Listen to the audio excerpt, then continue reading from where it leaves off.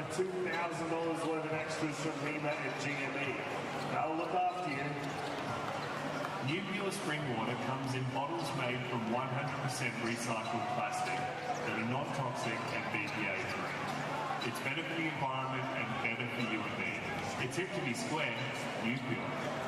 Supply Oz specialises in coffee, office supplies, lawn care, PPE, workwear and medical supplies.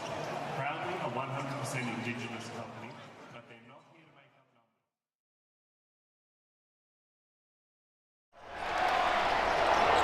numbers. This program is brought to you by Hungry Jack's and Bunnings Warehouse. Can smell more blood. Tough fadeaway two. Lamar crowd up out of their seats. Oh, the turnover. Oh, Lamar in a statement, Mark. Dang Dang knows exactly what to do with it. And Lamar Patterson can smell more blood. Tough fadeaway two. Will he go alone for the alley-oop? Oh, the 10th was awesome. King step back over Glidden. Nice. That is a nice side step to the baseline. What a win for the Adelaide 36ers. Good afternoon, everybody. Hungry Jacks NBL, wherever you might be. Big second header to go at it. That man in ripping form, Robert Franks, going to try and continue it tonight as Brisbane, after a disappointing start to this round, need to try and get the W against Adelaide. They've got a hold home court advantage. Lamar Patterson, he's ready to go as well. He's a two-time All-NBL first-team player. And talking All-NBL first teams, Daniel Johnson fits comfortably in that conversation as well, as does my two men right here. Leonard Copeland, Shane Hill, hello. How you doing, boys? Good. How are you, Cam? I'm pumped. I'm excited. I'm here for the start of the game, at least this one. So this will be interesting, this game, because two teams that have not playoffs to play off and play for, but definitely ego and even a little bit of contract next year. Well, no doubt about that. And two coaches in their first year as well. They'll want to finish the season strong, work out who they want to be able to keep in their second year to be able to go forward as well. So every game becomes critical as you're really putting your stamp and culture on your team. DoorDash starting five. Let's have a look at it. Brisbane, what do you make of that? So not just a starting five, of course, no Nathan Soapy, as we know, but that whole lineup tonight, Copes. I'd like to see Jason get going early, because when he's going and he's passing that ball and pick and rolls, he gets Patterson and Franks going, and they play a lot better. They put in Dremick, who's hit a game winner a couple of weeks ago, so his confidence is up. But look, we'll see what happens. That's your DoorDash starting five. DoorDash is your delivery MVP. Head to DoorDash app now. Tom Digba, next stars, they're all standing up, in particular when the Scouts are in town, Hammer, but he played really well against Illawarra on Thursday night. Well, and they're going to need him to be able to contribute. Gets opportunities, needs to play with confidence. Great athlete, as we see on the highlights. And, sometimes you need to make it happen at the defensive end, like we saw with the Sydney Kings. Get out then in transition, be able to do the little things that gives you an opportunity, but he's certainly got some great highlights. John Iguana is our fourth member of our sideline commentary team, or of our commentary team today, and moments ago he caught up with Robert Franks. I'm here with Bullets' big man, Robert Franks. Robert, Bullets haven't had the success you wanted as a team so far this season, but you've really established yourself as one of the top imports. What are your thoughts on your season individually?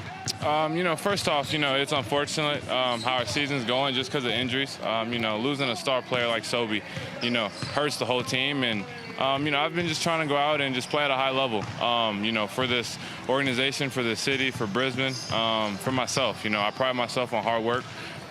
So just trying to go out there and just be the best version of myself.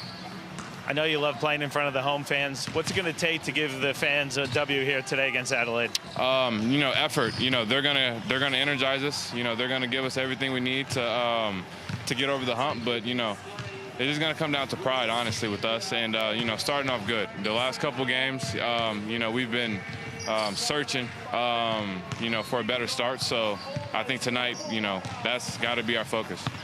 Well, good luck today against Adelaide. Thank you. 23 points, 8 rebounds in the last 7 weeks. Here's the DoorDash lineup and the DoorDash starting five, headed by Mitch McCarron. Shane Hill, what do you make of this 36ers lineup? Well, I'd love to see Mitch start to fire up a little bit at the offensive end. We know he can be unselfish on good teams, but like to see a little bit more scoring. We know he's a great defender, great leader as well, but they've got a really talented lineup. There's no doubt they will come into this game believing they can get it done on the road. Who wins? I think Adelaide. I'm going Adelaide as well. Let's get it going. And you? And you? Brisbane. Got to be different, don't you? No, I'm a different cat. Away we go. Here is Mitch McCarron. Guarded by Cadee. Nissan Arena, Hungry Jacks NBL. Champion round. Week 18, Johnson 3. Rattles it in. Great start for the 36ers, led by their superstar. And really good set, too, from the Brisbane Bullets. Got a lot of movement, curled, and then popped the big fella for 3. The exact start they wanted on the road. Shane, Brisbane have struggled the last 5, 6, 7 games with slow starts. How do you fix that as a coach? I got some suggestions myself, but I want to hear yours. It starts with the players for me. You've got to come out with a mindset. You spoke about Jason Cadee, and he just made a great assist there, so good start for them. But I want to see him get a bit more aggressive as well. He doesn't look to score as much, and he plays his best basketball when he gets a piece of the paint, as we see Johnson lining it up for his second 3 to start the game. This is the sort of game I like because we're only going up by 3s. That's right, that's right. I agree. But I thought after watching these guys, it looks like sometimes they've lost the spark. And as a coach, maybe you need to go to some guys on the bench first to start. I mean, yeah, you give the guys their minutes, but maybe if you start with a different 5, you give those guys who start a little kick up the bum. I think, too, listening to Franks, when you talk about, yeah, we've got Sobey out, that's okay, but now it's your job as an import. You've got to step up. That's right. It's like, now I'm going to make it happen, and I'm going to give the crowd something to be able to get excited about, because that's his job as a pro, to be able to overcome an injury. Withers cleaned up his own miss. Johnson for 3 from 3. That's no good. Detch will run it down. Give another opportunity to Adelaide. Can't take it.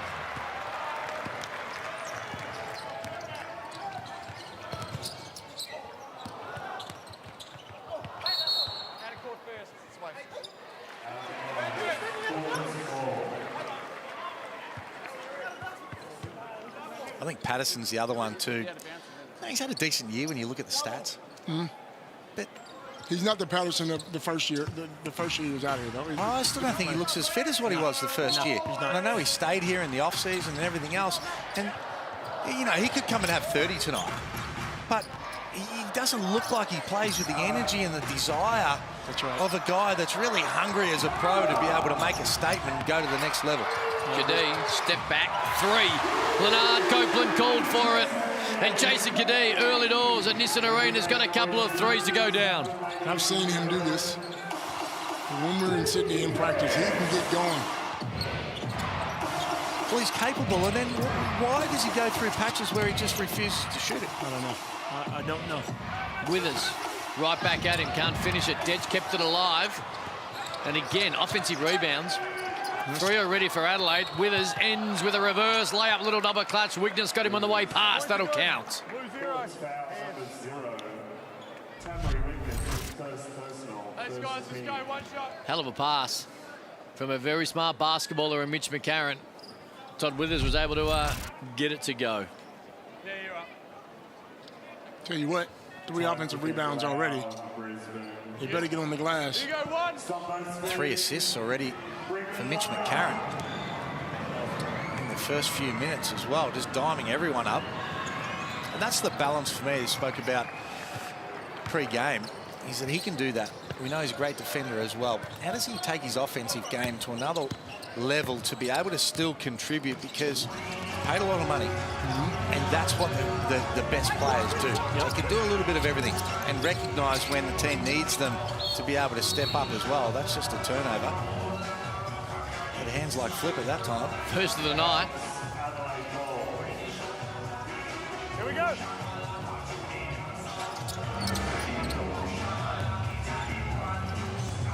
Harris, who came in last week, played really well.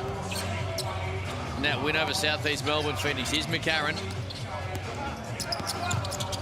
Great bounce pass. Wow. Backdoor. Sunday Detch takes the bump, takes the contact, uses the left hand, and he's got a 3-point play opportunity. Nice and easy basketball, smart basketball. Backdoors, hitting the open guy for the jump shot. They just look like they're focused today. 4 dimes now. And again, really good cut, but great pass as well. And both these teams are really interesting for me. I think when you look at the talent they've got, they're two of the teams that have probably underachieved for the talent that they've got. But both first-year coaches, I'll be more interested, as we see, that's a bad turnover right there. But I'll be more interested for CJ Bruton when he gets a chance to be able to pick his own team. This is Jeff Van Groningen's team. Right.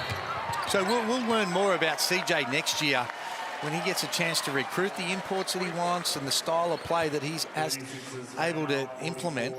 And for the Brisbane Bullets, a little bit the same. But this is Sam McKinnon's team. So I'm not sure. This is probably more on McKinnon for next year than it is on their coach. Yep, I agree. Because which direction do they want to go? And do they sign a free agent, their own free agent like Sobey? Well, Coates, Sobey coming back. Hey, Coates dropped on the jump a week ago, or 2 weeks ago, that they're chasing Creek. They're going to get Sobey back and they're getting Golding, right? Well, that's... Is that right? I got that. Is that what you said? I did say it, and I got it from Andrew Gage. I'm going to call him out right now. They're going to throw me under the bus. John Iguana is courtside. John, what do you got for us, mate? Guys, I was just going to say, Coach Duncan, before the game when I spoke to him, obviously they're assessing the team and see who deserves to come back next year. When you have turnovers like that, on an inbounds pass, or a turnover and or getting stops and not rebounding, those don't help your case to come back next season, that's for sure. Cadee, though, he's definitely helping himself. He's one of 2 players signed for the Bullets next year. 4 from 4 to kickstart the day. Thank you, John. For Jason Cadee, he's got 12. McCarron just walks into a little 18-footer and drops it down. We're tied at 14. Nearly halfway through this first quarter, Nissan Arena champion round. He needs your pep talks pre-game because you've called for it. Bang! 5 in 5 minutes. Wow. Thank you very much. That is the aggressive Cadee that we know he is capable of being able to do. And they need it every night. And I like the fact, Copes, you teach him this, when you're hot, you jack it. That's right. Well, and you can't go under the on-ball screen after you've hit 4 threes in 4 minutes. You can't go under the screen if you hit 2 in 4 minutes. This might be a new NBL record. We're going to SodaStream shot chart shortly. We'll have a look at. We're not even 5 minutes into the game. Have a look at this, and we've got to bring it out. 5 of 5, and he's making all of the court where he wants to go. I'm chasing. Hey, look. He's going to go for an NBL record now. When you start like that. 100%. Yeah, I know you're a willing passer, Jason. Come out and do the right thing, but you better look at that ring as well. Get it up, son.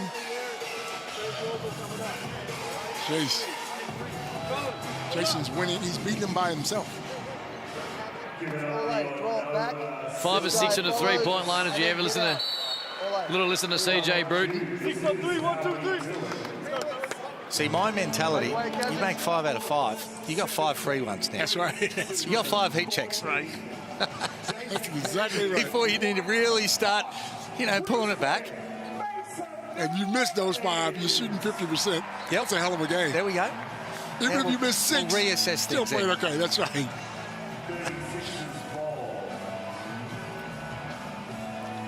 I remember when Dave Barlow was playing for the Melbourne Tigers. I reckon he went like 13 for 13. It might be, and Statman will probably be able to tell us, it might be the most shots made without a miss. But then he didn't shoot, I reckon, for the last 6 minutes, and I couldn't get it. I'm like, mate, you got a whole lot of free ones there. You got to get that thing up. What's wrong with these guys? Don't worry about the percentages. Detch inside. Uses that left hand again. He's done it a couple of times now. He's got 5. Probably the reason why neither of us ever went 13 for 13, by the way. That's right. Tad Dufamore board in the guard. This man, Cadee, 5 of 5. Oh.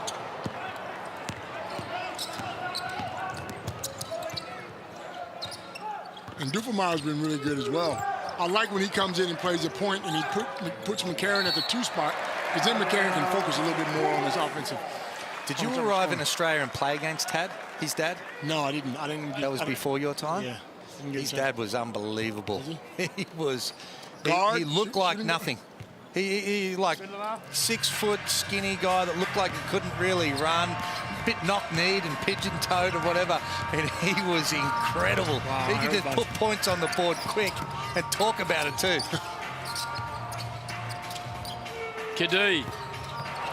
He's listening. There you go. He is. like Digba.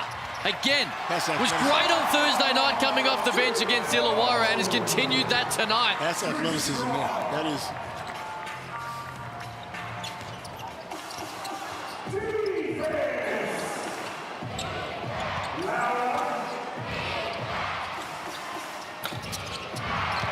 And there he is, talking athleticism above the rim, and he wants to push. Growing in confidence every time we see him, and that time just breaking down one of the premier defenders in the league in Sunday Dech and getting to the bucket. Really was a great move, and you're right. Sunday Dech is a really good one-on-one defender, but he just made it look easy. Duffelmeyer. Got it. Nice. I never understood how the referees could tell a player to get out. Because if you're the opposing team, you want him to stay in there for 3 seconds so you can get the ball back. 5 assists from McCarron. Kept alive, another offensive rebound. And the Bullets will get another opportunity. And Patterson takes full advantage of it. He gets all the way to the cup. He's got 4. And that is the lead.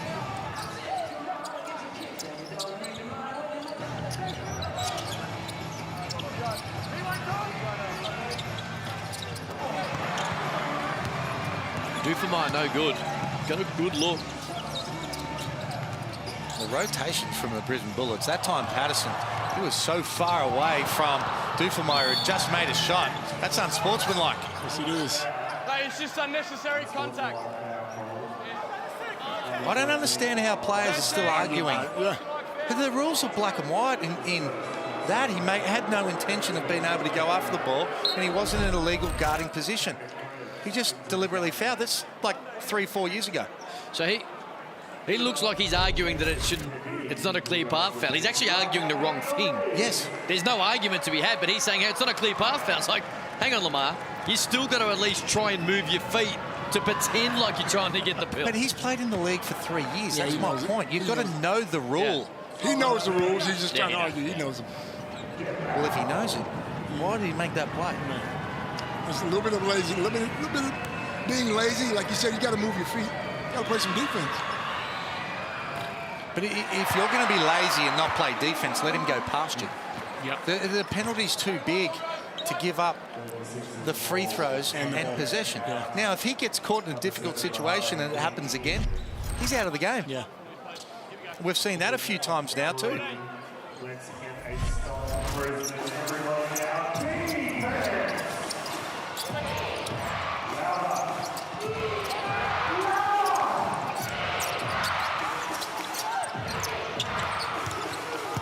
But what a pass.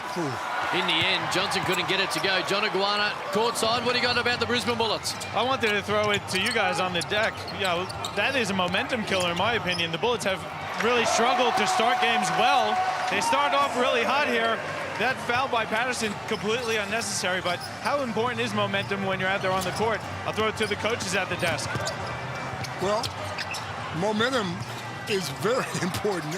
Obviously, Brisbane has struggled, like you said, in that first quarter, and the last thing you want is for someone to slow your momentum down, but you got to find ways to get going.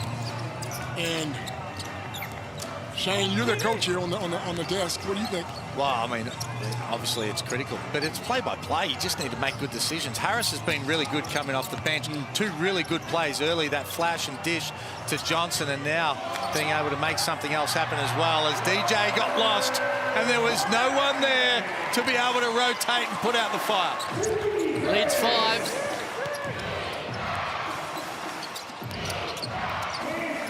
Franks' first bucket of the night, averaging 23 in the last 7 games.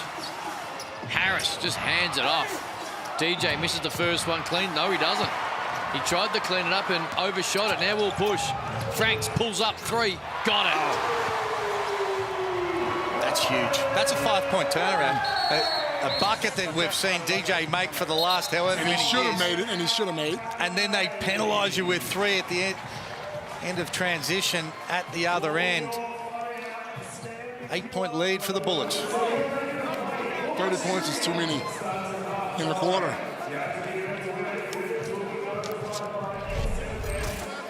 Here it is. Johnson had just missed one, and Franks just dribbled into it. McCarron got half a hand. But Franks able to get it to go. He's had a nice start as well. 5 points tonight, 5 in a row, in fact, here. Couple of boards. For a man who's played good basketball all season. He has been consistent. We're all standing and watching. Maybe you get it. Hit somebody and go get the ball. All right? When we get into it, we don't have anything in early transition. We can go picks. Any three of you guys can run it. Get to the 45, and then we can get into it. All right? We're in volume 5 here. 1, 2, 3. Good.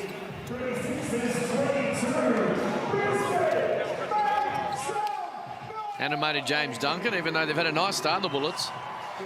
12 of 17 from the field, and that includes 6 of 10 from the three-point line. He's animated, but there are times when you watch the Brisbane Bullets, he probably needs to be a bit more animated. I mean, he's a nice guy, he's a nice coach. There are times when I'm pulling my hair out, or what hair I do have, when I watch these guys play sometimes, and I'm thinking, maybe the coach needs to go off a little bit more, sit somebody down, let them know if you're not playing, then you got to come sit next to me. 8-point lead into the last 60 seconds. Hungry Jacks NBL, part of champion round. Shot clock's down to 5. Harris going to be the man that's going to have to get to work. 27. Did enough to be able to draw the foul on Ding Ding. He just brings an energy, Harris, and he's a good combination normally with DJ, because DJ, we know, can get to the 3, likes to post up, whereas he's a little bit more active, has to flash, has to cut, has to get after those offensive boards. I think they need a little bit of that, and they need it at the defensive end. As you said before, Copes, 30 points is just way too many points to be able to give up when you go on the road if you're trying to finish the season on a high.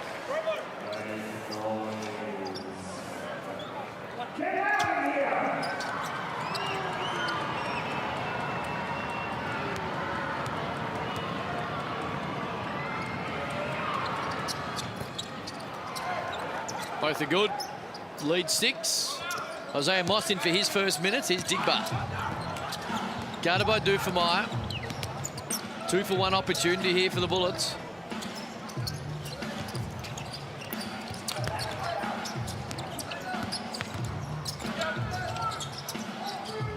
Cripps, 3. So it's going to stay with Brisbane. Bobbled out by Mojave King now. The shot clock's down to 4 because that drew no rim. They'll stay with the baseline.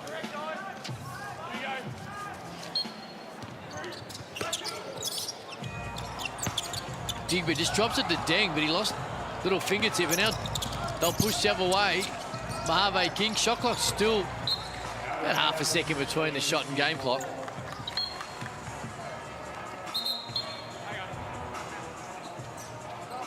Withers going to the bench. Johnson. There's some blood here for Withers.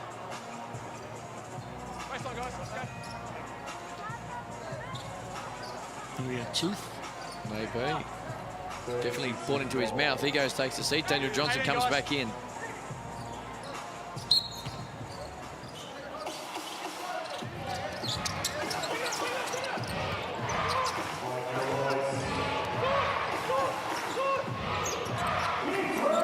Next star v next star. Harris again trying to make things work. Finds Daniel Johnson, who makes it very tough one. Missed a couple of gimmies earlier, makes a little nonchalant. Let's just flip it over the shoulder and see what happens. And I'll tell you what happened. He scored. He's got 8. Bullets led by 4. Quarter time in this arena. Don't go anywhere. Second quarter is next.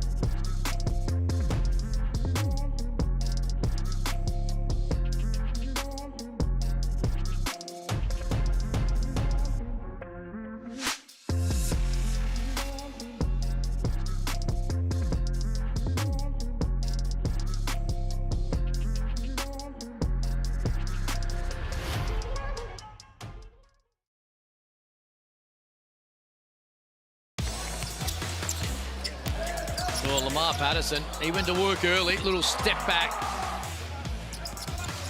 But down the other end, Sunday Dedge. We know how good of a defender he is, but he's so scary offensively at times. But this man's been scary all afternoon. He was 5 of 5 from the three-point line. Frank's just pulled up. He was able to knock it down. They're 6 of 11 from the field. That is Gabby Robinson. $50 Kmart gift card going your way, Gabby. And they have an amazing amount of fun every time they go to an NBL game. So congratulations, all thanks to Kmart, to Gabby. Cadee, here's Samuel. Crept it over the front of the iron. His first bucket of the afternoon. Done with a bit of peroxide too. I like him already. Yes, he has. Frank, Samuel, Moss, Cadee, and Adigba down this end. Daniel Johnson turns down to 3 and lobs up a little floater. I don't know if that was a pass or what he was thinking. He got it to go. Harris plays well. You're right, Emma. He's good. He gets him going. He moves that ball. He's active. He finds the open man. Yeah, man, John Guarna is courtside. John, what happened at quarter time?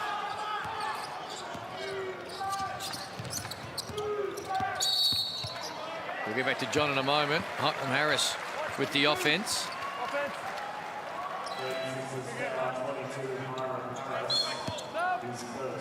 The mic. Yeah, Kyle Soto went for his first minutes. Took until the second quarter. I was wondering where he was. He started last game, didn't he? Wasn't quite set. Stigbo was trying to fight over it. Nice move. Too easy, though, to be fair. As Frank gets all the way to the bucket. He loves that left hand, coach. He does. He does well. So that, you're right. That's too easy. You can't just let a guy drive from the three-point line all the way to the basket without someone stepping in. As Moss reaches in. That'll be his first. Actually, he's second now.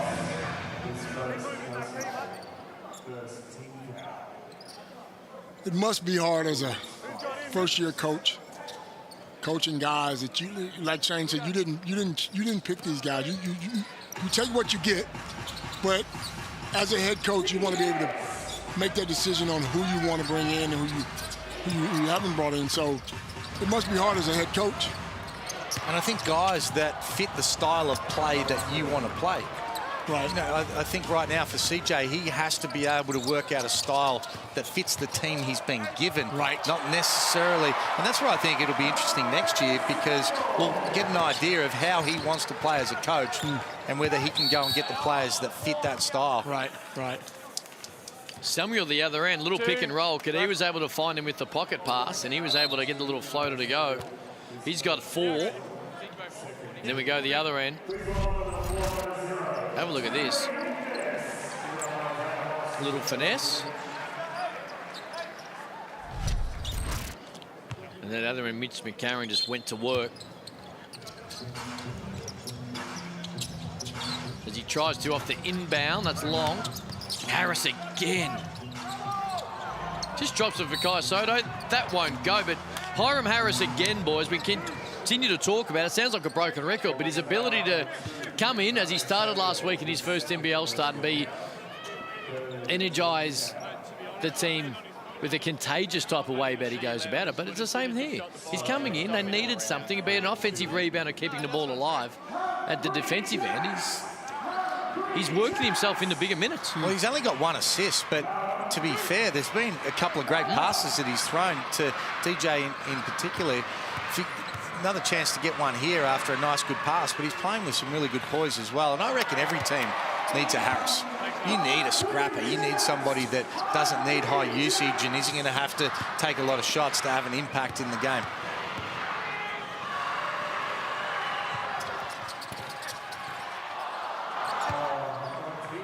Somehow got that to go.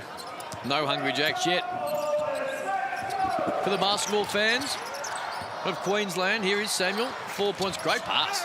Cadee went back door. I don't know what was said, but Brisbane have done a better job of scoring in this first and second quarter. I mean, because their last 4 or 5 games, they struggle.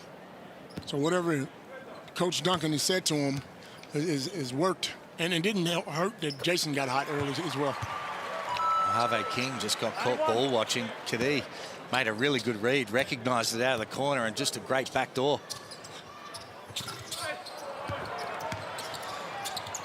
Franks again, too easy. The left. See him with the left? He loves that left. Over Soto. 8-point lead. 5 offensive rebounds for Brisbane, 7 for Adelaide, giving each of the teams extra opportunities. And Brisbane taking them right now. King got it. And this is a much different team if Sobey's playing, but Sam McKinnon has to be thinking, how do we hold on to Sobey? Because you lose a star like that, then it certainly hurts you. Great pass, Daniel Johnson. It was a lead pass to Soto.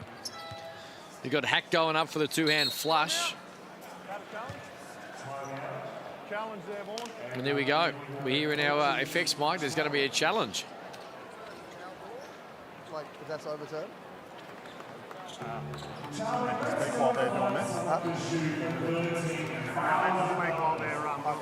To the jump ball if it's overturned? Well, it's a good question CJ Bruton asks, because I'd assume it would be. I'm not sure where the ball actually went after he missed the dunk, but I would say it would be a jump ball, although CJ's suggesting that he should, or his team should hold on to it.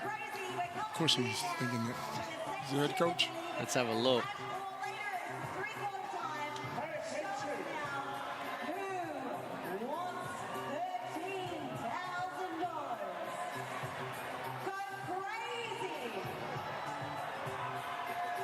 Well, if it's there, there ain't much in it.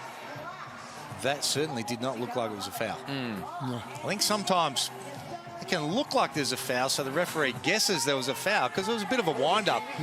And because of the fact that he missed the shot, it's almost like the ref believes that it's a foul. But it wasn't. They'll win this. No, yeah, that's a... They have to win this. It'll be successful. This will be a jump ball. Coach's challenge is successful. The ball was overturned. We've got a jump ball in the centre circle. Brisbane beat their timeout. And you're on fire, Cam. You are on fire, bro. I'm having a nice afternoon on the coach's challenge. As we'll go back to a jump ball.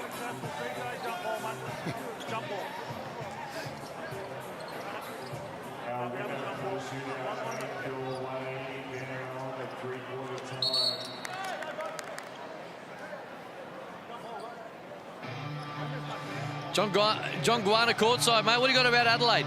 Yeah, the Adelaide 36ers gone to this big lineup with Daniel Johnson and Kai Soto, and it's given the Bullets a bit of problems on the offensive end. Defensively, Adelaide struggling a little bit to match the guard play of the Bullets with their two bigs, but certainly effective play between Soto and DJ so far since they've gone to the big one. Not missing a beat courtside, John Guana. Hungry Jacks NBL. Earlier today was Sydney, fairly comfortably over Tasmania.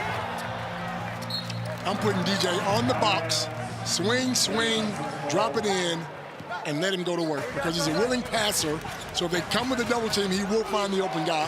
But he's so good on that box. Just simple basketball.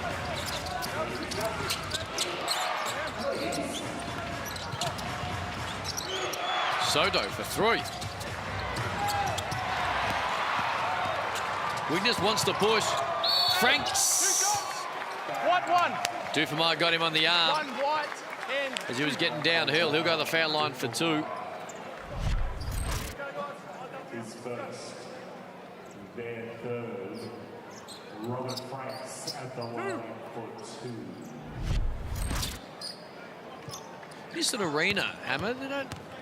How long has this building been around for? Was that a part of when you were playing? They just renamed? Or has it been rebuilt? No, I think it's relatively new. I went there for the first time calling a Boomers game a few years ago, and really good venue. Great venue. Great. Yep, really good atmosphere there, and it's like it's sort of sunk in a little bit like the old Adelaide venue as well. The old Bunnings Warehouse, Clipsal Powerhouse. That's the one. But I think it's a good home for the Brisbane Bullets. What does it hold? Five and a half? I think it might be. It's around 5, maybe a smidge less. Gets loud, though, when this team starts to get going. Digba wants to run, finds Cadee. He wasn't, well, he was half ready for it and still bobbled it. In the end, it didn't matter. He's having a huge night, is Jason Cadee. And Digba again, we spoke about him pre-game. Cadee's got 18. Digba's been coming off the bench. 4 points, 4 boards. Throw a couple of assists in as well for the next start.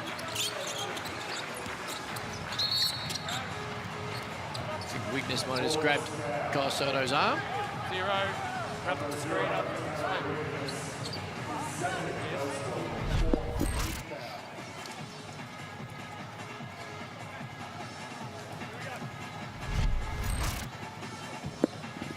We've seen a lot of Patterson, haven't we? No, we have not. Only got the 1 foul as well. Less than 9 minutes he's played. Let's assume that Patterson doesn't get picked up by Brisbane. Is there any other team in the league you think picks him up?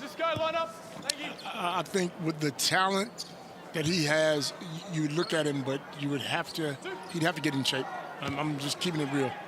We know how good he can be if he's in shape. And I would have to, if I'm a general manager, before I signed him, it'd have to be in the contract. Just quickly, a little oops to you here, because I think it was Kai Soto that got grabbed by Weakness. Todd Withers was like, look, I'll take these foul shots. We've all been there. You would just walk. Nothing wrong with that. Yeah, you too. Players look at me and go, but hold on, I was foul. You know, I got you. I'll help you out, pal. Don't worry. James Duncan was up to it.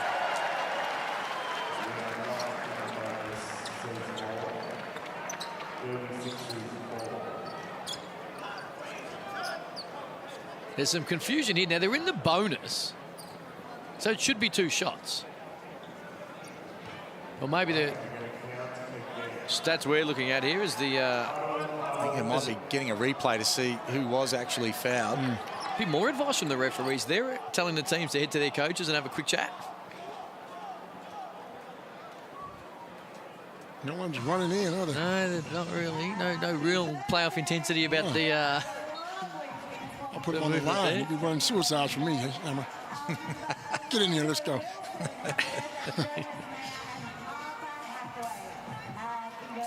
John Guana's courtside. He might be able to tell us what's going on. John, what do you got for us, mate?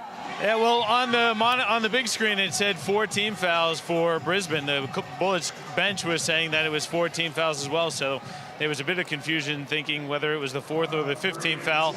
Obviously, now it's the 5th. Nice little side note, though. Head referee Vaughn Mabray getting a bit of love from the crowd here. There was a Vaughn chant. Shocked. I couldn't believe it. Vaughn? I can't believe it either. I can't either. Is he from Brisbane or something? Or? I have no idea. Withers makes the 2nd. It might have been after the successful challenge, maybe? I do not know. Maybe they were saying Dawn or something. Not oh, weakness. Straight down the middle, goes past Dupamar and lays it in. 2 points, his first of the night.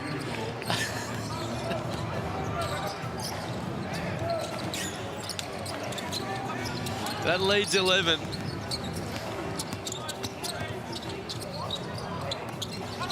Soto inside, guarded by Samuel, got the height advantage and got it to go on the little jump hook.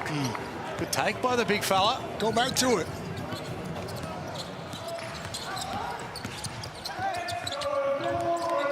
Weakness wide open, nothing but Brisbane air. Didn't even look like it was going, did it? And Detch is going to try and make him pay at the other end. He can't. Dufemai keeps alive. Can Withers do it? Yes, he can. Straight on 3s down.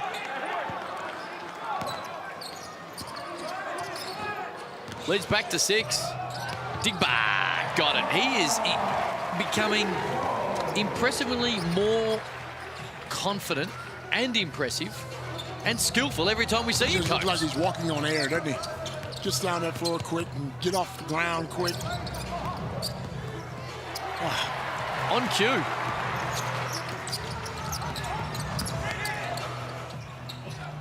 And he just ran out of places to go and couldn't quite find a teammate before he come back to the court. Good energy, though. We spoke about that before.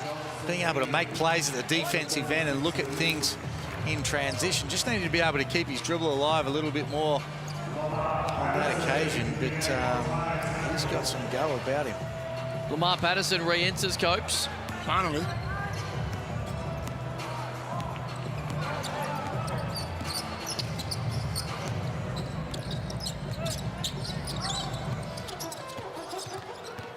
Dufamire got to where he wanted to go and was able to get it to go. Tough move. Real tough. Both teams have become a little bit stagnant compared to the way they started the game. There was a lot of flow, a lot of movement. Franks tries to tee one up and unsuccessful. McCarron, great pass, Ded's great cut. And in the end, it was too easy. Leads back to 4. Is out to 11. Middle stages of this second quarter.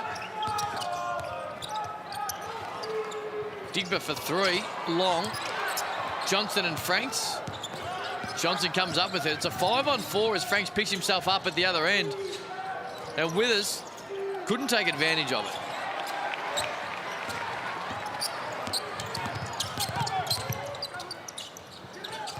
Cadee. In his first 5, he's now 5 of 8. You still got 2 more. Let it go, son. Detch, 3. That's good. And that leads back to 1. It was 11. It's back to 1. Great extra pass too. Came out of the post. Straight to Dufamire. Extra pass to Detch in the corner. They're starting to make a game of it. The first team that plays defense in this game has a chance to be able to win. I was going to say that. To really stamp their authority on this game, because 47-46 with 3 to go in the half. A lot of points. That's a lot of points. Wow.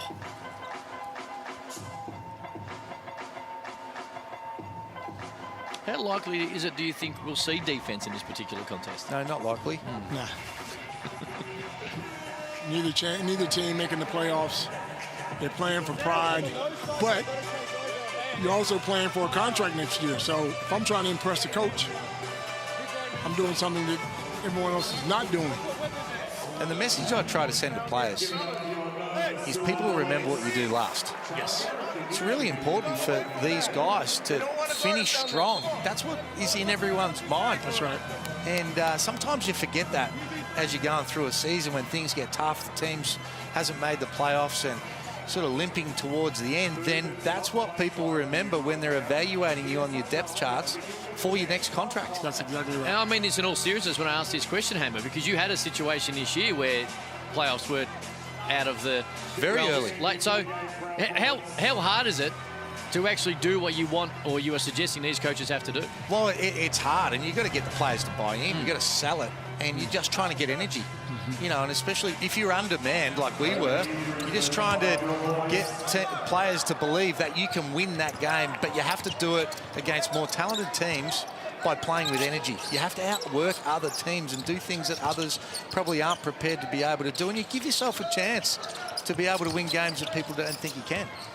And both these coaches in this particular team is Patterson.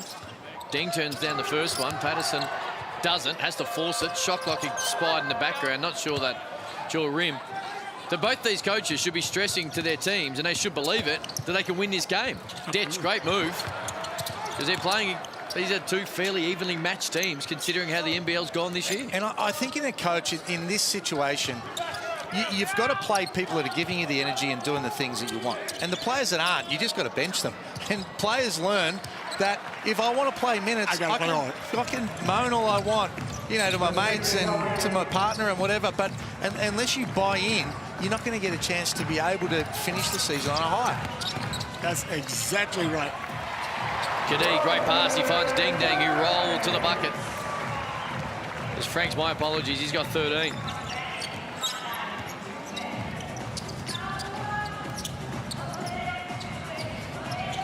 Three-point lead for Brisbane. Here's McCarron.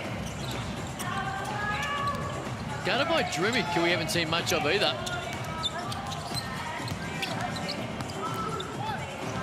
Harris. Just went and got it. Just wants it more. Unfortunately, bobbed one out that he should have made. And now the Bullets will try and make him pay. Patterson right at Harris. And that's an offensive foul. It was like a bulldozer. And then he's surprised that it's an offensive foul. He's not surprised. He knows what's happening. And drop that big shoulder in somebody's chest and expect him twice to stand there.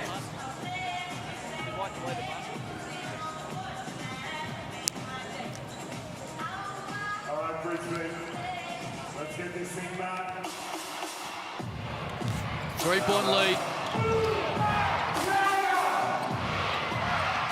And then a second foul for Patterson. Here's McCarron.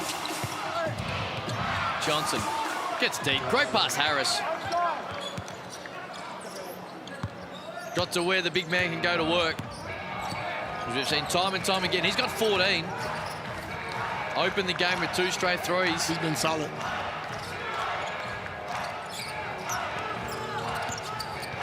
Cadee. That's short. He's searching though, isn't he? He's searching. He's searching. I like it. I do too.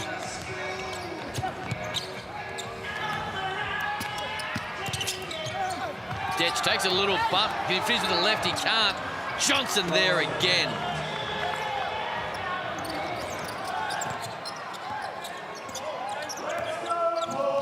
And Adelaide in front.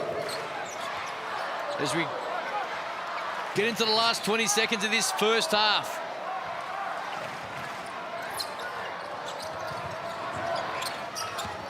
Patterson wants to take it right at Daniel Johnson and does it very successfully. 2 ends the first half. McCarron, that'll be late anyway. 3-quarter court heave, but in the end, this is entertaining. Not a great deal of defense as we've touched on, but it's entertaining. Lamar Patterson able to end. He's got 8 in that first 20 minutes. They had 11-point lead, and they have the lead at the main break. Going to get to John Guana shortly. He's going to run down. I think he might be going to get our next star. Tom Digba, who is downstairs. All right, John, take it away. Yeah, guys, I've got Tom Digbo with me. Tom, 6 points, 4 rebounds at the half. You're playing with a lot of confidence these days. Where's the confidence coming from? I think from all the ups and downs I've been through this year, I just managed to stay focused, and my confidence just kept coming. Adelaide's made it a close one at the half. What do you got to do to turn it around and close off for a win today? So I think we just got to get them up the offensive rebound, because they're a good rebounding team. And the rotations on defense, just know how to rotate. That's what's going to keep us. And just take the rebound and run, too. That's what's going to keep us from winning. Well, thanks, Tom. Good luck in the second half. Thank you. Appreciate it. Good first half by the French next star, Tom Digba. That's good first half all round. 1-point lead for Brisbane. Plenty of highlights. Don't go anywhere. Leonard Copeland, Shane Hill to break it all down on the other side of this.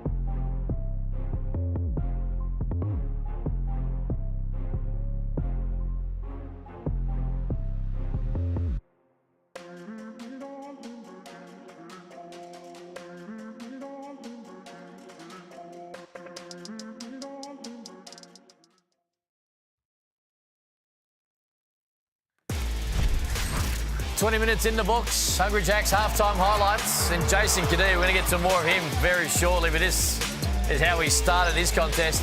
He went bang, bang, bang, bang, bang, bang. Then Sunday Ditch. Well, we know what he can do. It's been a fun game, though. 51-50 at half-time. Not a great deal of defence at times, Copes, but two teams getting up and about, which is always fun to watch. It is. And like you said, Jason got going early. Daniel Johnson's been tough for Adelaide. Jason got going. But Harris comes in and helps out inside. He passes the ball well. He's one of those, he's a poor man's Xavier Cooks, I call him. And look, like you said, the first team that plays defense is probably going to win this game, but it's entertaining. It is. It is entertaining. Lamar Patterson scored right on half-time buzzer to give them that 1-point lead. Franks and Cadee being able to do what they want to do. Hammer, and down the other end, Daniel Johnson, which is the norm. And Sunday Detch, who's a very good offensive player. Yeah, points are not a problem in this game. You can get it done. The sort of game that you'd love to be out there for. But have a look at the percentages. 60% from the Brisbane Bullets. So they're able to score at will at the moment. Pretty even on most other parts of the game. 42% for Adelaide. And it's a real tough one to pick who's going to win from here. Both teams have got a lot of scoring options to be able to get it done. The challenge is who can actually get some stops. Not sure either team's totally committed at that end of the floor, but I expect that there's going to be a whole lot more scoring in the second half. Let's talk a little Jason Cadee, because you wanted it. You wanted it. You've worked with him, of course, and you're in a situation where you're like, you got to stand up and take this game over, and he did that in particular in the first couple of minutes. Well, I know what Jason can do, man. I've seen him train. I've seen him play. Once he knocks one or two down, that basket gets bigger and bigger, and he proved that in the first quarter. Came out and went 5 for 5 from the three-point line, and he's their captain. He needs to lead by example, and I know he can do it.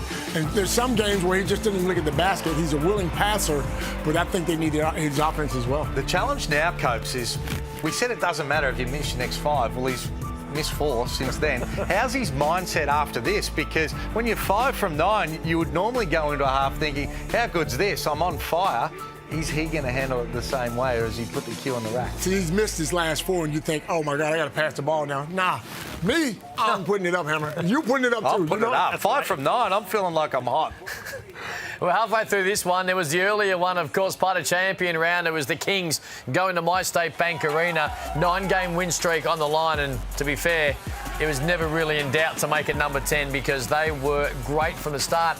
And Hammer, you spoke about it, their ability to want to push the ball on full display here in these highlights. Well, and it started on the defensive end, though. They got stops, and their transition, Copes called it at one stage, they looked like the Harlem Globetrotters, the way they were sharing the ball, they had it on a string. And they did it by committee. So many different players that could come in the game. But they were led by that man. He's the front runner for the MVP, the hottest team in the competition right now. They are so balanced and they just play with so much confidence. But they came in with a whole lot of respect for the Jack Jumpers. Yeah. And they punched them in the mouth in the first few minutes and sent a statement.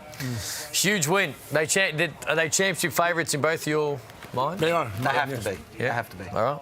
There you go. What about yours? I've got them. They deserve to be championship favourites, but I can't wait for this playoff series because it's going to be good. Illawarra are playing really well. Melbourne have been great. Perth, because they've got the duo you speak about with Cotton and Law. So I don't think Tassie can make it now. So I think we're almost set. Hey, good news, guys. What's the good news? Well, you've both been a pro, but I haven't. But you two can play like a pro, wherever you might be around the country. All thanks to Bunnings Warehouse, who are giving you the chance to win your very own court at home. Enter now, win.nbl.com.au/Bunnings. Check this out. I only worked on shooting, which is why that's really all I can do. I had a basketball hoop and a little trampoline. I used to play back there for hours with my brother and get beat up a lot, but it was a lot of fun in the meantime. My dad built one, so I had a little bit of like a half court going on, and that made my life the best, so I could never complain as a kid. That was kind of like our sanctuary, our getaway from everything.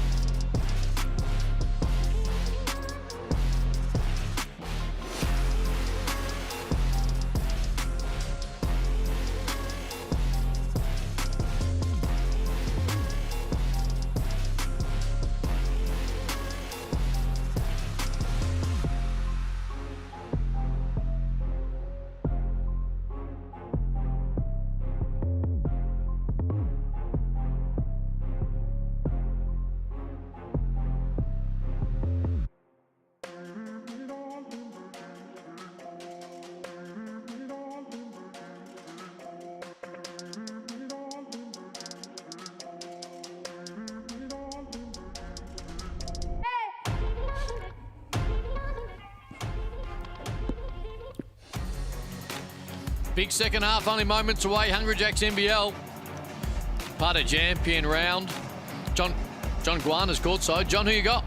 I've got Adelaide 36ers assistant coach Jamie Perlman with me. Coach, your guys allowed the Bullets to shoot 60%. What do you got to do to slow them down in the second half?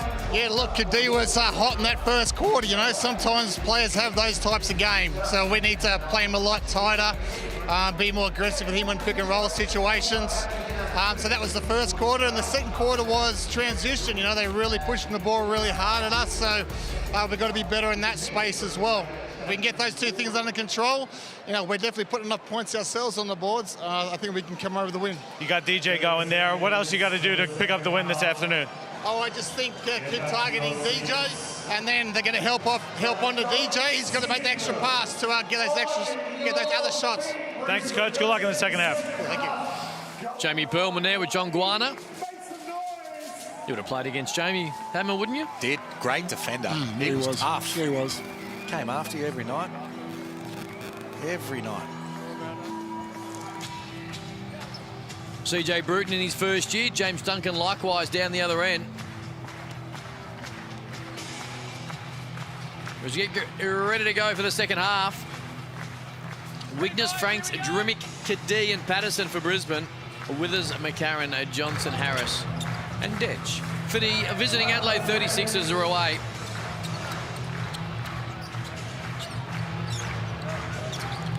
McCarron guarded by Cadee. Wow. Withers.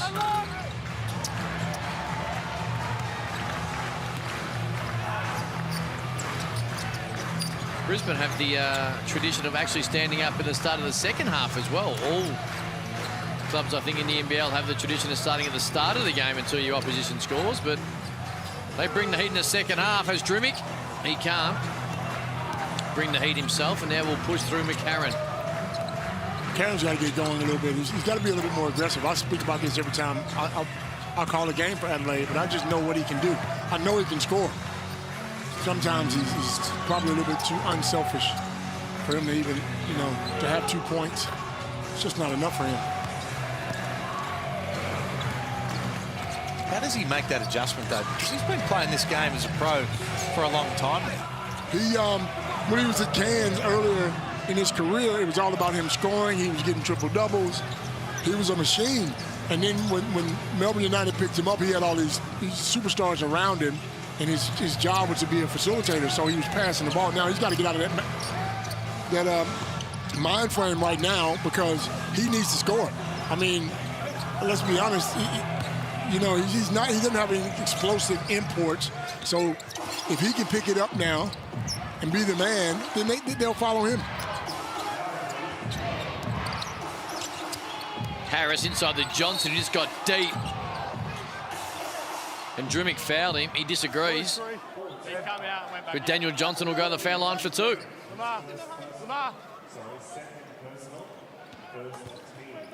I get the impression that Lamar and Duncan don't really get along. I get that impression. I've seen it. There's a lot of times when early in the first quarter, Duncan will take Lamar out that game. And usually you don't do that with your imports, your superstar imports. I see things that other people don't see. I feel like that's a little bit like that with Sobey. Really? I don't know whether I'm reading into it as a fan, you know, on the couch, being able to watch that. But, you know, I sort of admire that from Duncan. He's prepared to come in and make a statement for what he wants to be able to do. No matter who the player is. If you're going to play a certain style, you've got to keep everybody accountable. And the best players want to be coached. They want to take a step to the next level and improve their game and buy in. You send that message, though. If you can take your superstar out the game straight away, anybody else can get taken out. So, come on, Jason. Wigness chases it down, but couldn't quite find Drimmick, and McCarron was up to the task. Brisbane had an 11-point lead in the second quarter.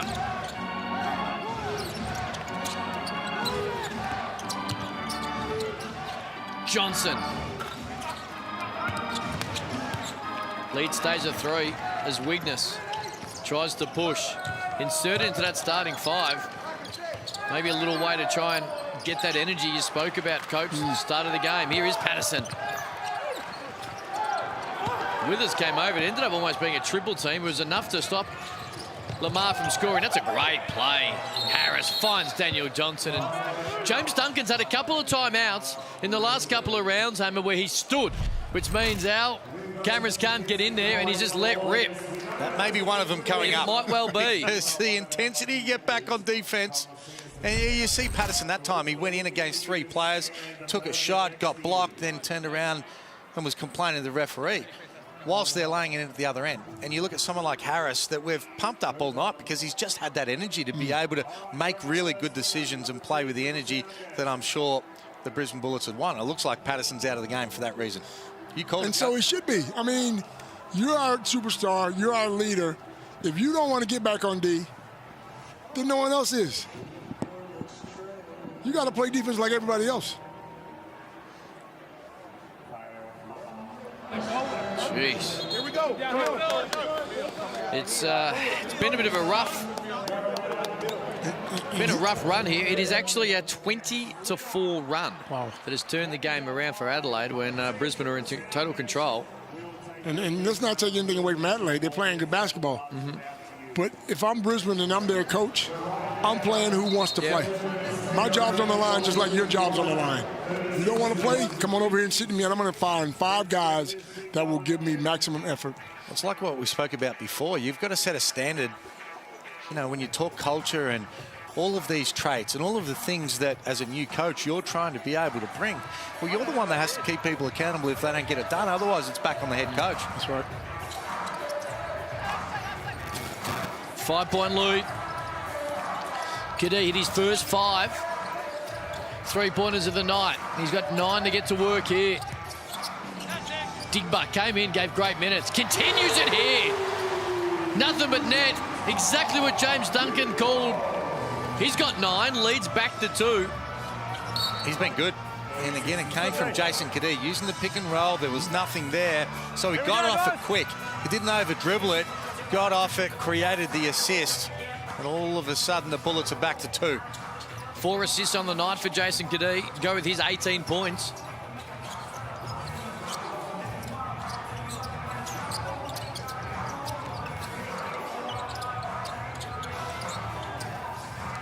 A great high-low, and Daniel Johnson in perfect position. They work well together, man. He looks for Daniel Johnson.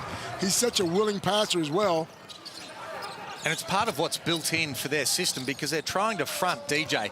So the natural thing is for Harris to get that energy, get to the free throw line, does it well. Did it? He sprinted to that spot, automatically knowing he was going to throw it over the top, and he's made some really good decisions.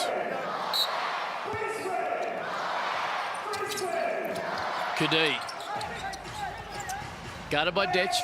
4-point hole the Bullets find themselves in. Weakness got a running start.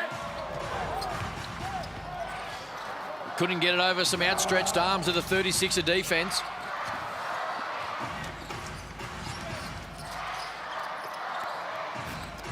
Here is Daniel Johnson.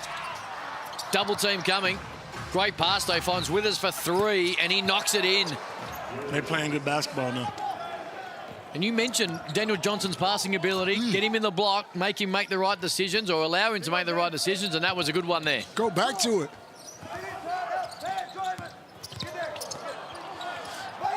Ding loses it. And his lead at 7. And there's some lackluster intensity from Brisbane right now, which is a concern. McCarron finds Detch for 3. Weakness, great bounce pass. Cadee on Harris. Good defense by Harris. Did enough to force Cadee into the miss. He gives away a little frustration bump to Todd Withers. Who grabs another 2. And you're right, Cam. They're the sort of plays that we're talking about. You have a look at Harris get down the court, and he was able to put enough pressure on Cadee, but just didn't fall into the fact that he had to foul him and give one of the better free throw shooters in the league 2 easy ones. He did enough, put him off, and stayed in the game. Little plays that he won't get a stat for that. Yeah. But that'll show up on the video session. Yeah. Don't worry about that. And that's why he's gone from not playing a great deal of minutes to starting for this Adelaide team. What a pass. McCarron goes back door and Daniel Johnson finds him right on the button. Clinic, isn't it? Really good read from McCarron. He was about to come off a staggered screen on the other side, but they tried to top block him, so he went back door. Got a little easy one. Moss needs it. Got it.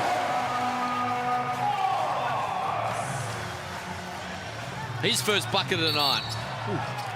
As McCarron just runs straight over Digba. White 10. Push. And now McCarron had some advice for the next star. Two hands in his chest, mate.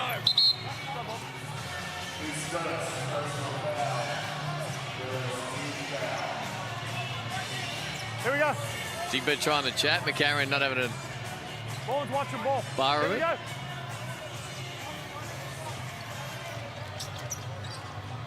Nothing wrong with a little rumble in the jungle. I like it. 6 the difference.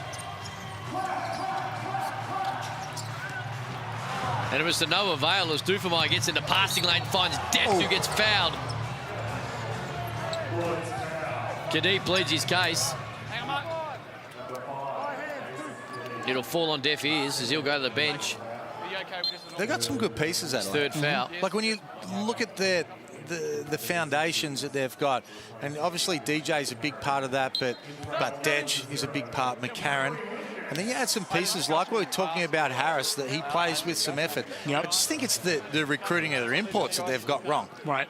If you want to take this team, if you add the Sydney Kings imports to this team, they look completely different. 100%. Keeping in mind you got Cam Bairstow and Isaac Humphries, who Isaac's barely played, and Cam Bairstow has injuries concerns. I couldn't tell you that right now, but part of the program this year, which gives more credit to your conversation. John Guana's courtside. John.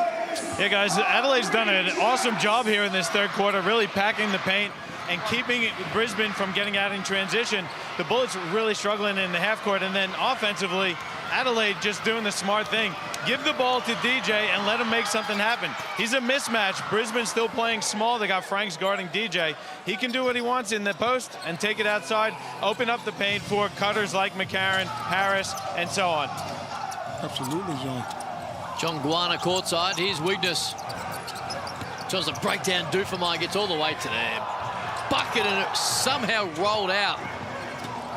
See, I think at the other end, though, when you talk about the strengths that DJ's got at one end, as we see a great finish from Dufemai, that if you can have a disadvantage with Franks on DJ at one end, you've got to maximise him at the other. So now he's got the foot speed and the mobility to be able to take DJ to the three-point line and use his shot off pick and pops, or use his rip-throughs against DJ, who's not a great defender of the pick and roll or one-on-one from the three. Right. Makes sense.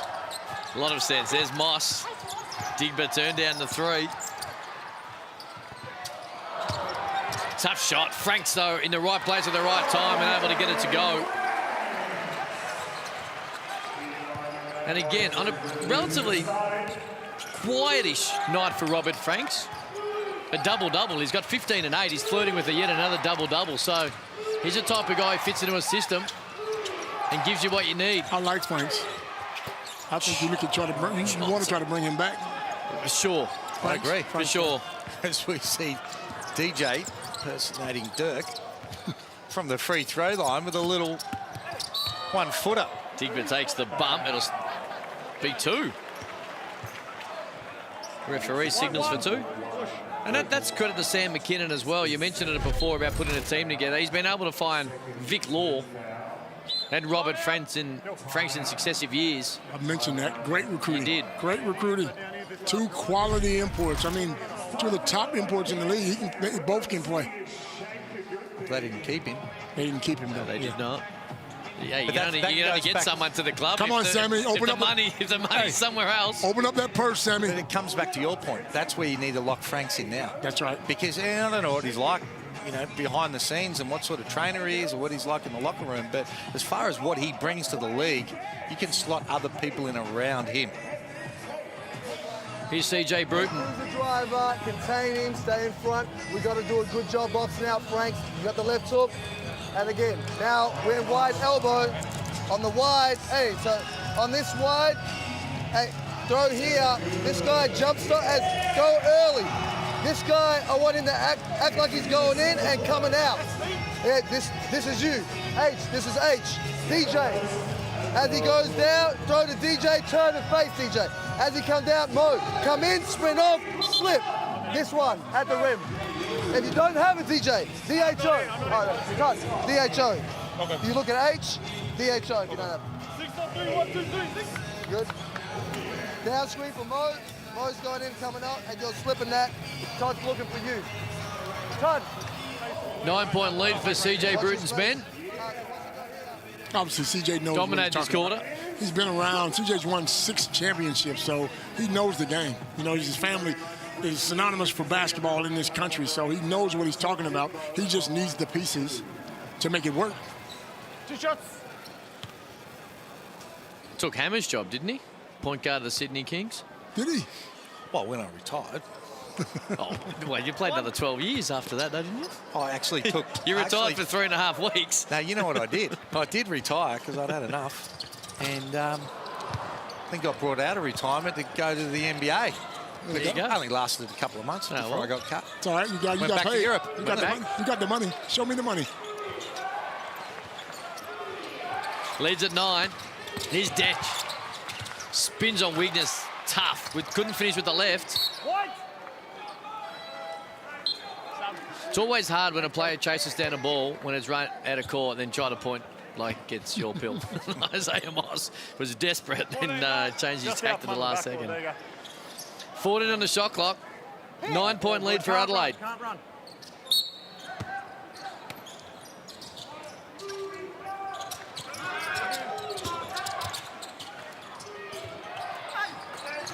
King couldn't get it to go.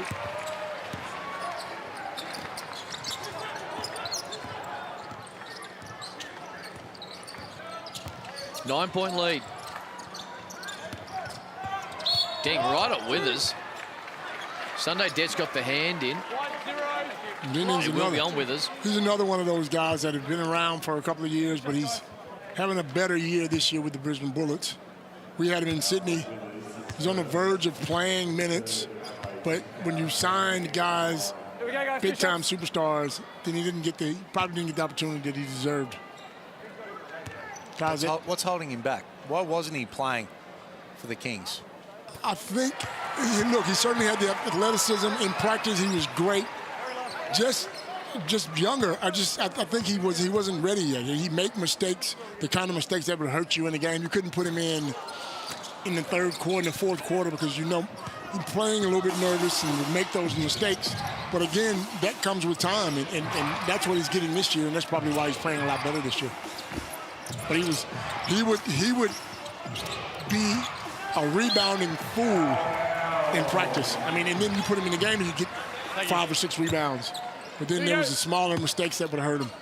Sometimes coaches tend to point their finger at younger guys making the mistake rather than a veteran guy making a mistake. Only turnover number 5 there for Adelaide on the night. They've looked after the ball.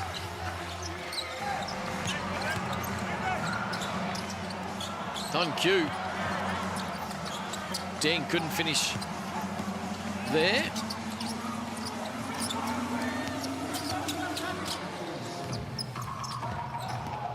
Withers. Patterson tried to get in the passing lane. In the end, it didn't hurt them as Mojave King couldn't get it to go. Referee says it's going to stay. What? 22. Going to go the other way. Harris picks up his second foul.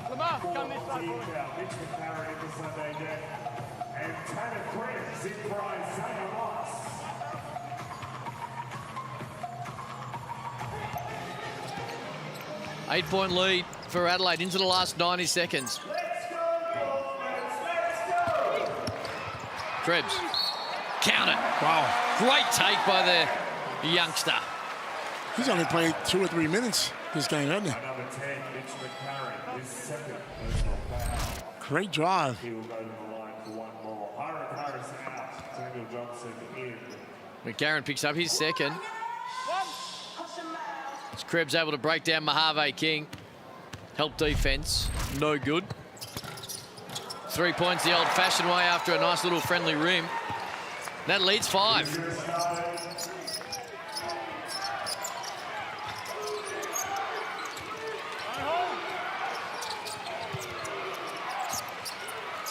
King trying to get it going. That's not it.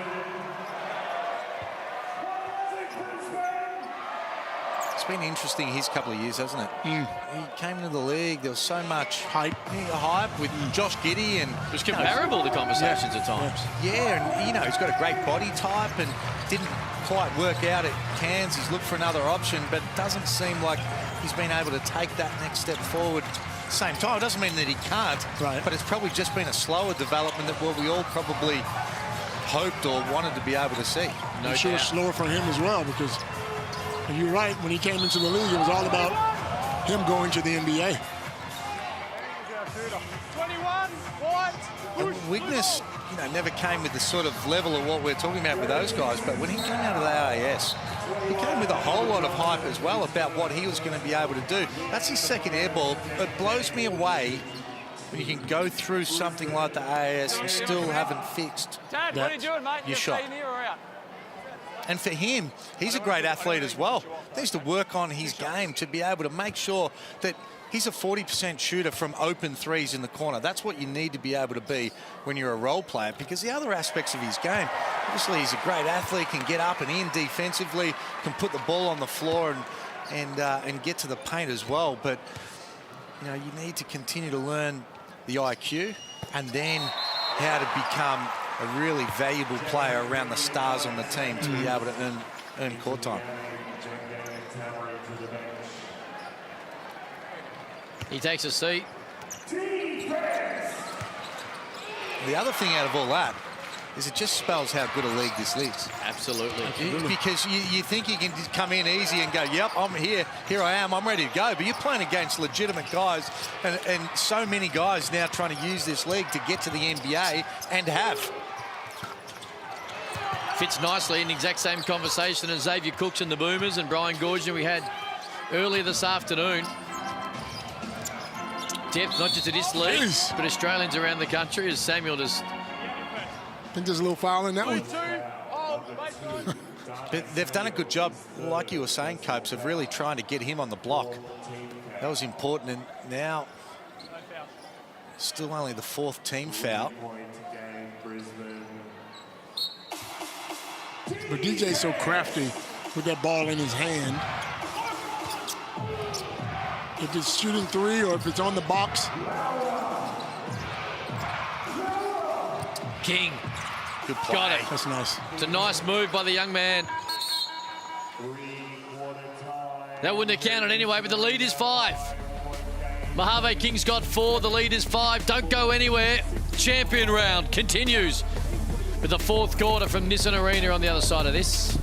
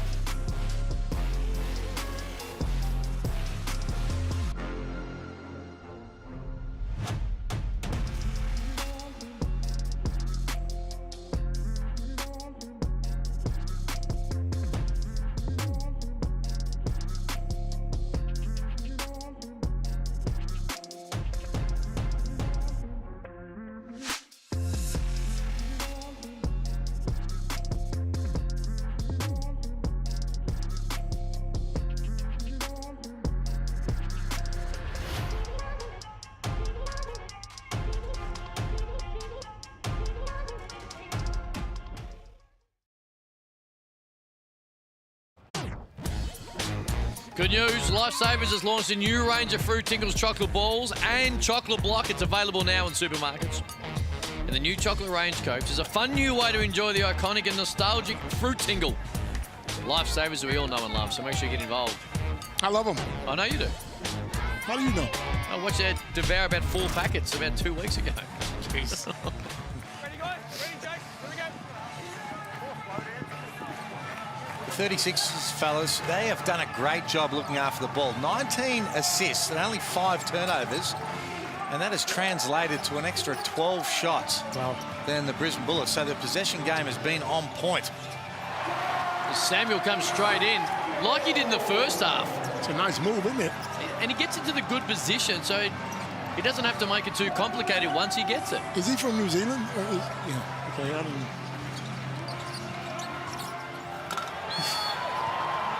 Patterson disagrees with it. The play was called. Mojave King was above. Yeah, he had to be a foul, right? Well, it looked like it to the first watch. If you're jumping, you would want that foul. Let me just say that. Of course. A well-executed play, too, from the Adelaide 36ers. Nice pass. Got that back pick, went up there. And there's no doubt that Patterson put a bit of body on him. Which he was meant to, by the way. He needed to, otherwise he was going to give up a dunk.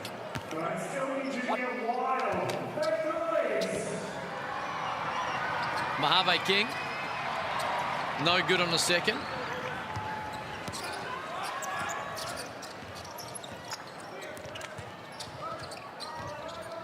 Cadee hit his first 5 threes. He hasn't hit one since.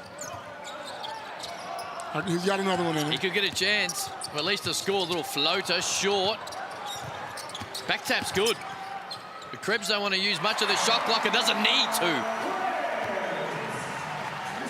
Really good start in this first minute of the fourth quarter by the Brisbane Bullets. 4 straight points.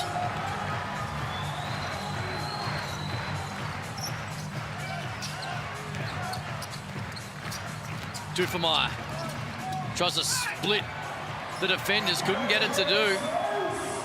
And Franks has a double-double now, 15 and 10. Is he going to count that as a rebound? If not, he'll probably get it anyway. Withers one-on-one and Krebs, who beat him to the spot. Referee said play on. And Todd Withers is able to get it to go.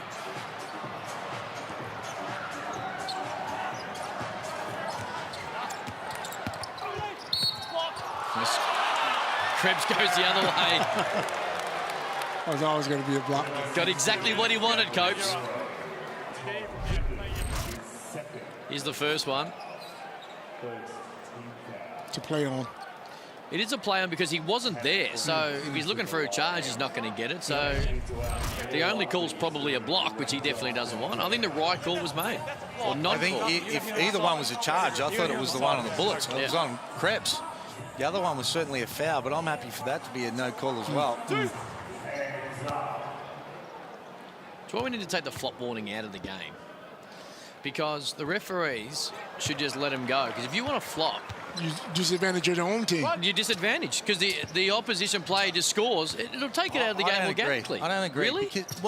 Because what ends up happening if you're allowing people to flop, then they flop more often, and then sometimes the referees get put in a position where they're going to call those. So I think we just need to get rid of it because it's bad play. I don't agree. get me wrong, it's a bad play. I'm not saying we should see flopping. I'm simply saying how do we get it out? Because even though the flop warning is in the game, we're still seeing people flopping. It's way less than what it was. And I agree with what you're saying in the mindset of that. But I think it's got so much better. And again, the more we talk about flopping, the more that people don't want to do it. You're right. Do you ever flop, Copes?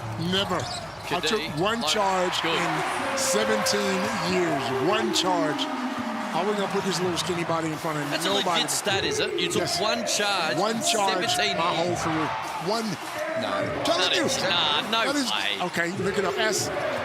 Who ran over you? Who was it? I can't remember because I was out. I didn't want to go back. How many games did he take? Oh, you would have taken a few. Yeah. He's good at that. I can't believe that's I can't believe he took one charge. You asked that man. I'm telling you now, I was not going to put my body in there. Sometimes there's some accidental charges. No, sir. No, sir. Franks turns, faces, scores over McCarron. And Brisbane are back in front. He's got 17, throw in 11 rebounds, another double-double. And the Bullets are back on top as we see the fourth quarter breakdown. 74-73.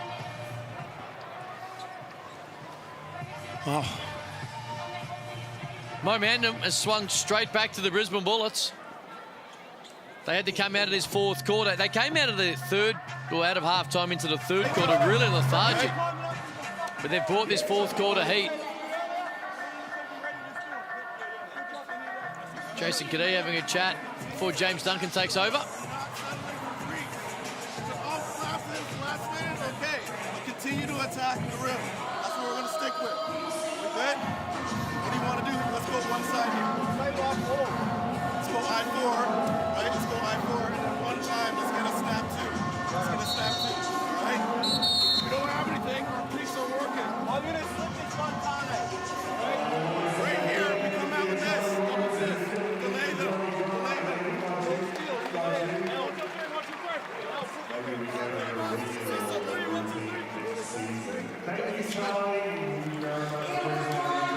One-point lead for Brisbane. Don't forget champion round 18 in the NBL to celebrate champion round. Head to champion website tonight or tomorrow. Copes, I know you're calling for, because champion once sponsored you, but just head to the website. Don't take that lightly. They were my champ. They were my sponsor. They were good.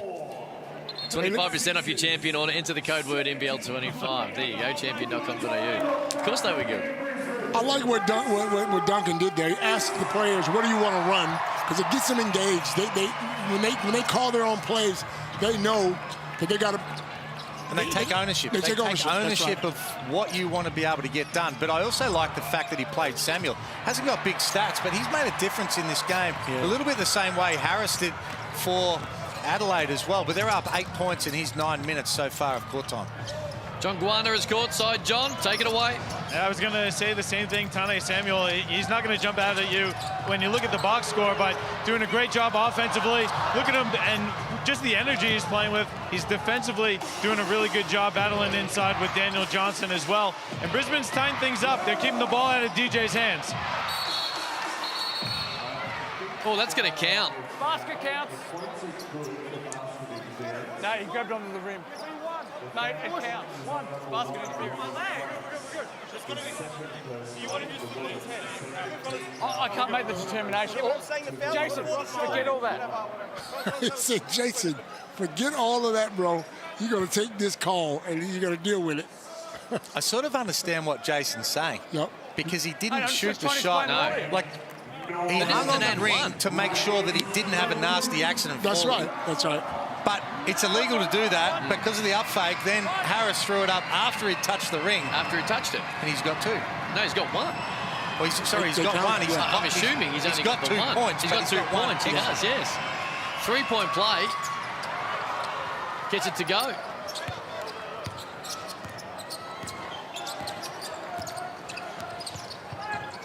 Seven for Harris, who's again been really good for this Adelaide outfit. Samuel, right idea, just couldn't quite find Cadee on the back cut. Good look. Nice look.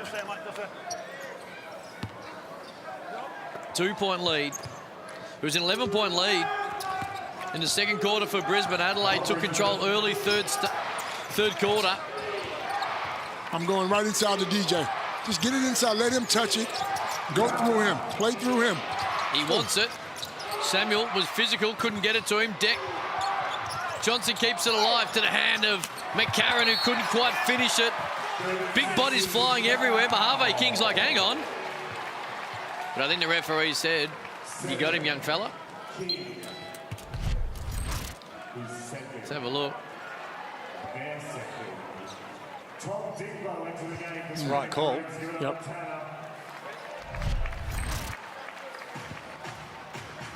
We've got ourselves a good one.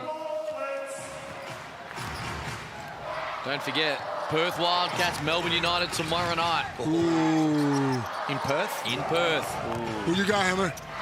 I'm going Perth. They've got to bounce back. I wasn't overly impressed with United last night. No. Patterson. Too big, too strong. We're tied at 76. And you? Both teams have lost 2 games in a row. You probably got to go with the home team. But I know Dean Bickham will have those guys fired up.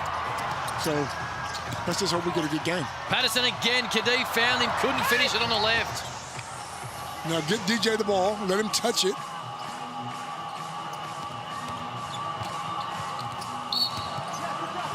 It's going to be on Samuel.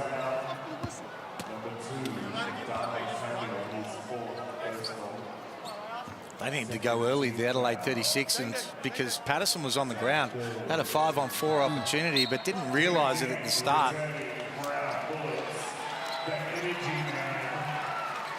Samuel takes a seat after some really good minutes.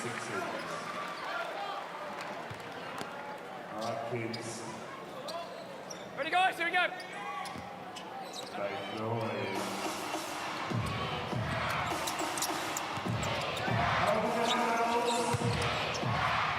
Detch. McCarron wants to take on Franks. Does exactly that and finishes it with the left. And that is exactly why he can be frustrating at stages, because he's got all the skill to be able to go and do that and explore more often and contribute at the offensive end. Great move. Digba to reply. Same. Is able to get it to go as well. Finish with the left hand also. Tough. He's in the double figures the next day. He has his last month. McCarron turned down a layup. Doesn't turn it down the second time. Thank you. Jeez. I was about to blow my top. Yeah, getting animated there, Leonard Copeland. Got a layup.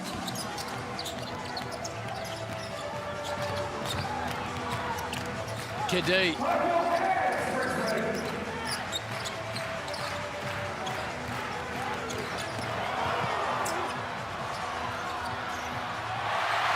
Tipped him.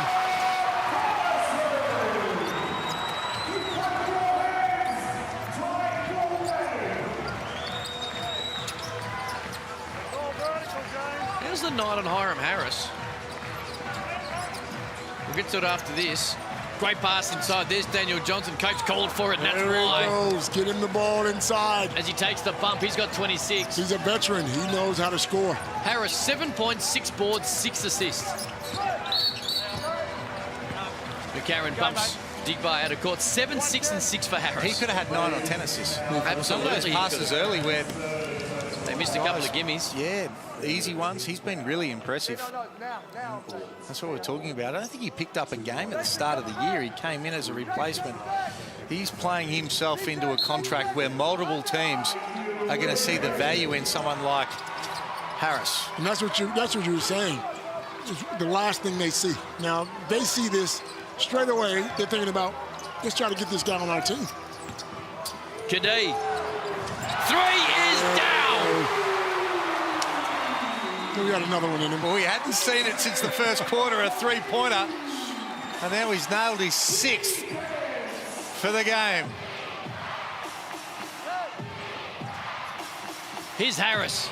All the way to the bucket, as easy as you like. Lays it in.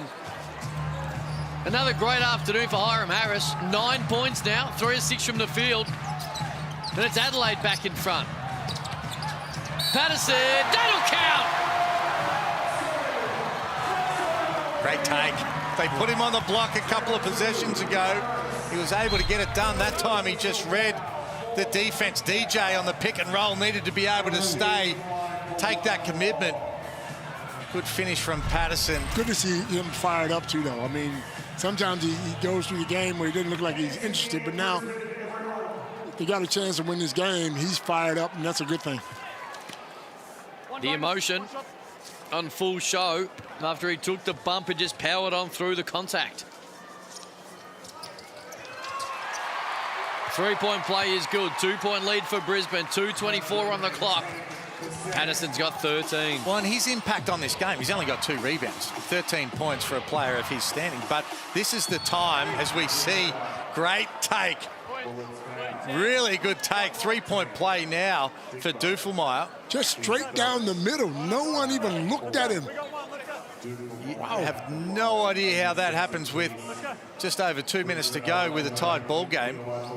But saying about Patterson, the game that he's had hasn't been great at all, but he's the sort of player that can stand up in this last couple of minutes and really take the game by the scruff of the neck and finish strong. All tied up at 86.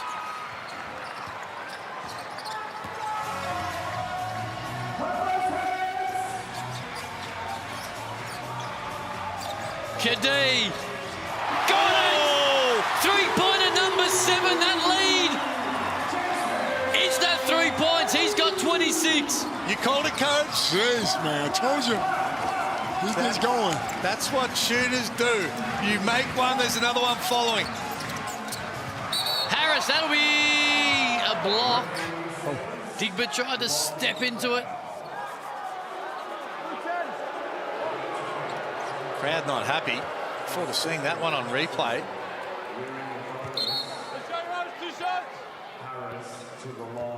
And this is why I hate when coaches use their challenge so early in the game. Yeah. You know?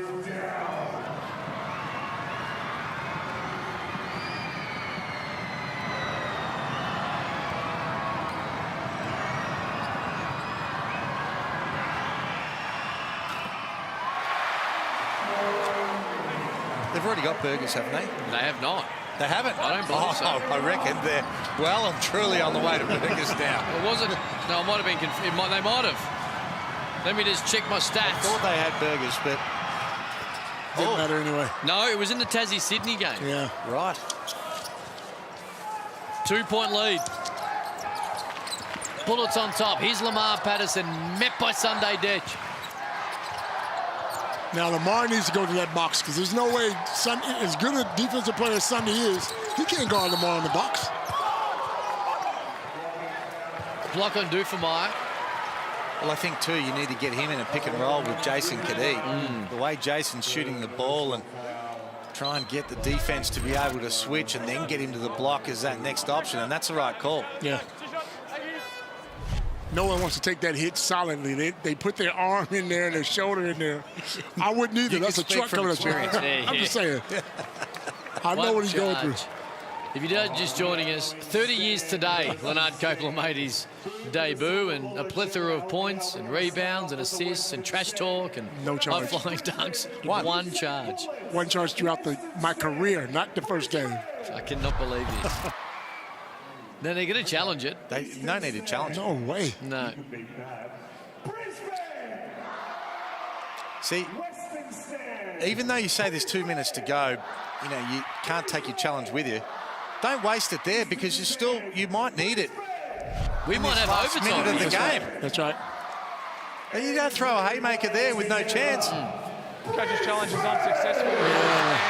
Blocking foul on number 1. 2 shots to Patterson.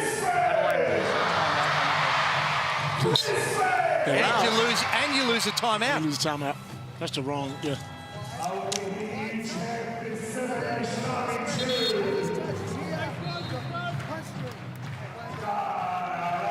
With the technology we got now, the assistant coach is sitting behind, you know, and they're watching the replays of it. You got to make decisions real quick. What's your chances?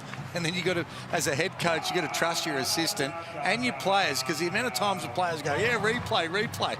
Like, mate, you're kidding yourself. That's right. You can buy yourself 10 or 15 seconds talking to the referee while the assistant coach. Yes. Nah, CJ, leave it.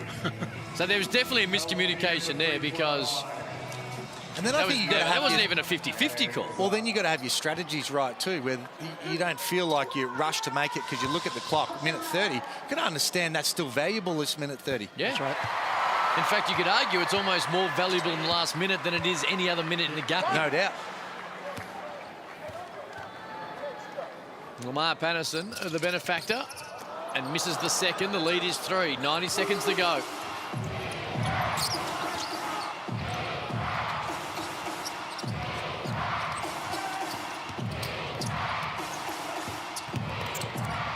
Harris. Good poise. He is. Job, young fella. Young fella's going to get a job next year. That's what's going to happen. Young fella's going to be playing with somebody. 12 points, 6 boards, 6 assists, 1 point lead. Cadee. Digba, the next star, wants to take on McCarron.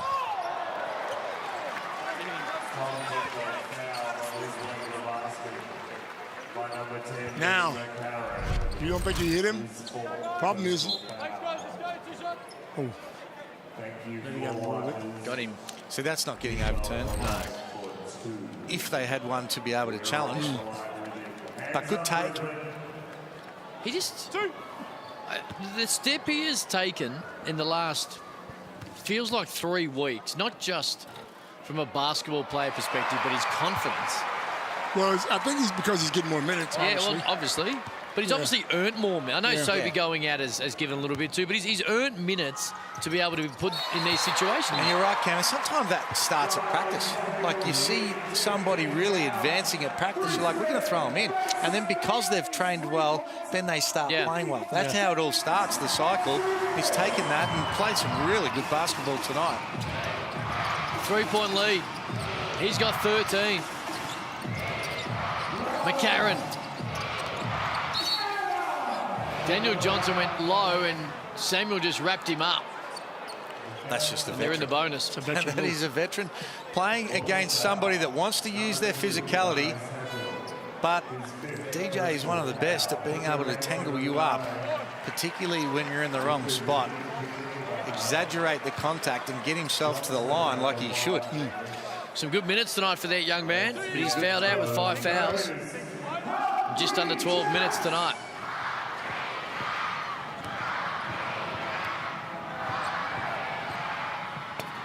We have seen some close games over the last 2 days. Some good games. Yeah. That means his playoff time is amongst us. These guys are fighting for livelihood and positions and fans and everything. 1-point lead. You see the shot and game differential at around 17 seconds. Here's Patterson. Cadee, 7 threes on the night, been huge. Digba. Shot clock's down to 3. Lamar's got to get to work. And now over Detch. Here we go. Shot clock is off. Adelaide with a chance to pinch it on the road. Wow. DJ in the block, Cobes. Put him in the box. Cadee. Almost. That hit the referee? It did, but I think the referee was out of court. We'll have to look at it again. Have Adelaide got timeouts? I don't know. They lost a timeout with that. Now they're going to put 6.7 on the clock. They mustn't. There's no timeout coming. Good hands by Cadee. Oh, maybe actually had the referee not been there, he might have been able to sneak it back in. Potentially. It is a big if. Yep, no timeouts. So they're going to have to go with it. They'll have something, a go-to for this at this stage of the game. You would like to see DJ with McCarron with some sort of cross screen here to get DJ straight in the block with the out of bounds. Shooters spread everywhere. Give him an opportunity because he only needs to draw a foul. That's right. Cribbs in for Patterson. 6.7 Sunday Detch to inbound. McCarron. Harris for the win. No good. Detch runs it down. It wouldn't have counted. Well, it's gone in. It's going to be late. There is some confusion. Wow. There might be a whistle. They're going to replay it. It seemed late. It's all over. It's over. It's over. It's over. A big defensive set by the Brisbane Bullets. And they hold on to that 1-point lead they had and turn it into a 1-point win. There you go. Brisbane 92, Adelaide 91 in a ripping game at Nissan Arena. What'd you make of the last play, Hammer? Well, you want to go to your best players. And at the end of the day, we've pumped Harris up for the whole time, but that's not his time to shine. You need to win or lose the game on the back of DJ making plays. Or if he's not open, it's because of a double team and he's finding somebody in a position to be able to get an open shot. So they weren't able to execute it and get it done in the crunch. And it comes back to that. They lost their timeout. Yeah. Otherwise, they had the chance to be able to potentially draw something up. Nathan Sobey Either way, 90 points is a lot of points for both teams. For both teams. Yeah, so good game. Good game. Entertaining, fun way to end Hungry Jack's NBL on a Sunday. And the Bullets had a double-digit lead in the first half. That had taken away from them, but in the end, they were able to get the momentum back and get the job done over the Adelaide 36ers, who go zipping 2 on this weekend. It's been a big one. John Guana is courtside with our Foot Locker player of the game. Yeah, guys, I've got Jason Cadee with me. Jason, what an awesome win. What a great comeback. How you feeling now? Yeah, it's nice.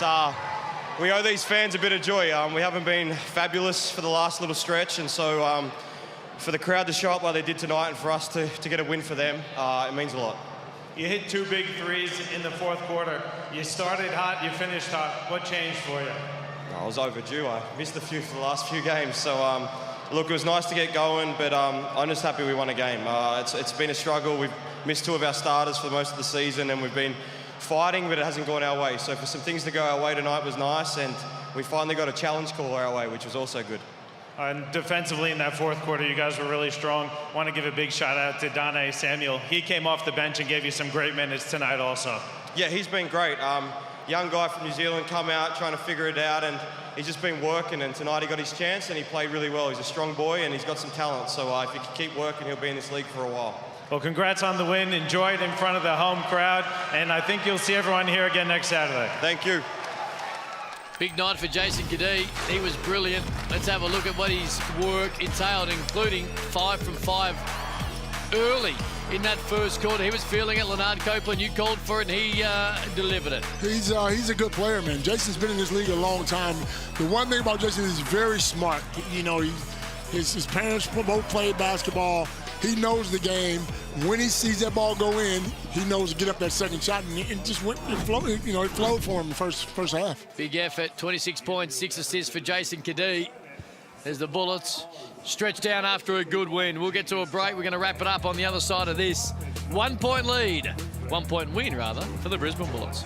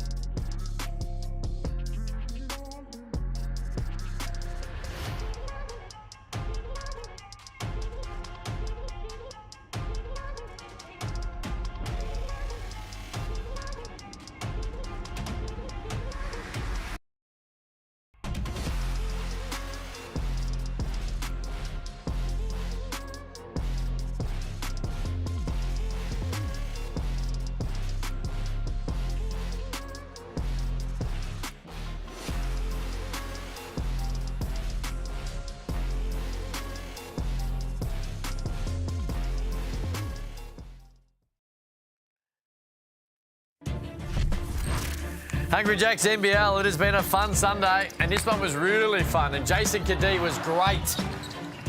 In particular, early, he ended up with 26, another double-double for the big boy. Daniel Johnson, well, one-footer, Dirk Diggler style, he got it done. And Mitch McCarron doing what he does.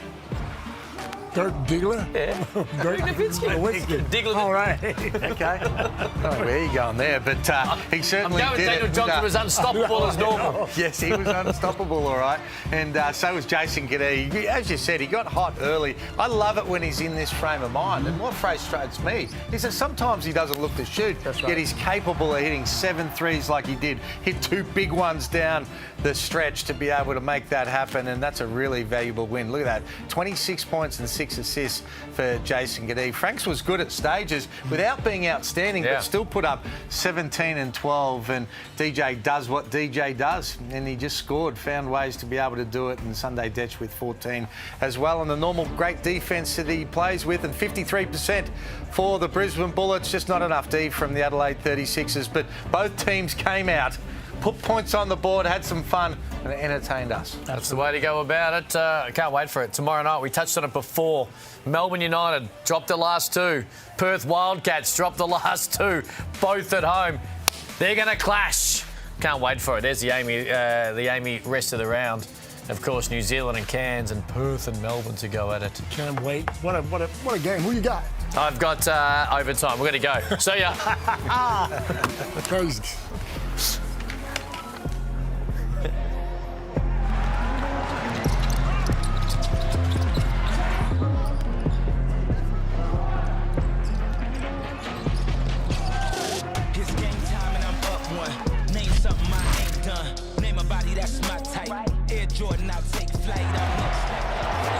This program is brought to you by Hungry Jacks and Bunnings Warehouse.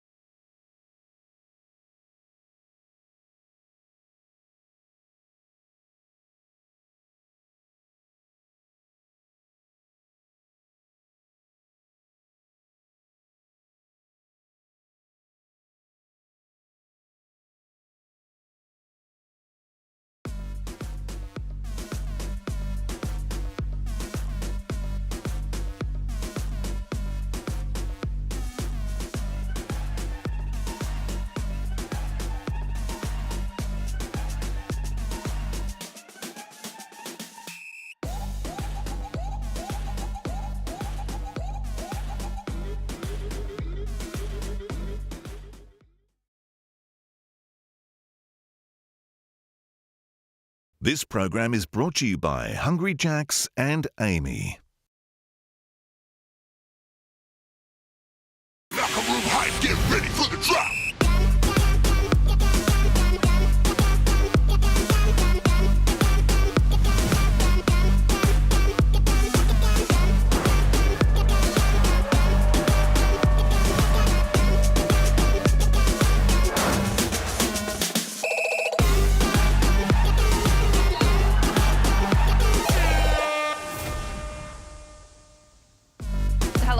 Watching the Amy crossover. Great to have your company as always on a Sunday afternoon. I've got Kane Pittman, Damon Lowry and Matty Garrick alongside me. I tell you what, the 36ers and the Bullets, they don't have much to play for in the scheme of things, but they gave us a cracking finish. It was a good one. We thought overtime was going to happen, but we've got a full show on a Sunday. It's unbelievable scenes here today. Absolutely. Rare when that happens. Yep. Well, we're going to get stuck in. We're going to go straight back to Nissan Arena because Robert Franks, one of the stars of the show, is standing by. 17 points, 12 rebounds from you, Robert. I imagine it was pretty fun to be out there at the end there. Yeah, it was exciting. For this crowd to keep coming out despite our season is, just shows a testament to what Brisbane's all about, and they believe in us. So it was great energy in the building. Rob, Kane Pittman here. Just on your own season, I know you haven't got the wins you probably wanted, but you've had some big outings. 7 for 9 tonight, 6 for 6 on twos. How have you found the way you've got your shots? Sometimes I'm watching the games and I'm like, get the ball in Rob's hand more. Can he get more shots up? How have you found it? It's been, up and down this season. Just, I've talked to JD about it and just trying to stay aggressive. And, at times, it's tonight, like, it's Cadee's night. It's Jace's night. So, you know, keep rallying around him. But, you know, I always want to try to stay aggressive out there. And, you know, obviously it's times where I shy away and, like, I'm not aggressive enough. So just trying to be even kill and keep everybody involved. But, you know, have that aggressive mentality. Rob, Damon Lowry here, man. Welcome to Australia. I've got a little bit of Pac-12 experience. My daughter went to Oregon State, and I know you played in the Pac-12 at Washington State. Can you tell me about how would you guard yourself? I like your package. I like the way you can go inside, outside. What kind of scouting report would you give for yourself? It'll be a tough one. Just, you know, got to crowd me, got to play aggressive. You can't really give me anything. You know, I feel like I can score at all 3 levels. So, you know, it's a tough matchup. And, you know, that's what I kind of, you know, pride myself on is, you know, you got to come bring your best every night at me. Rob, Maddie Garrick here. I just want to quickly ask, although you guys can't make playoffs, what's the focus? It's obviously, do you focus on something else? Do you go in with the same mindset? It's obviously a little bit harder. Is the pressure off? What's your mindset now that you can't make the playoffs? You know, as a competitor, you got to go out every night and, you know, give it your best. I think now, you know, we can't make playoffs. It's about pride and how much do you love the game of basketball. And, you know, that's what I kind of try to tell the fellas in there is just like, we got to have pride. You know, we gotta play. Nobody's going to give us nothing, obviously, and nobody's expecting us to win. I suppose, Rob, we've spoken and we heard there from Jason Cadee the adversities you've faced this season with injuries and the like. How difficult has it been behind closed doors to keep fronting up each week?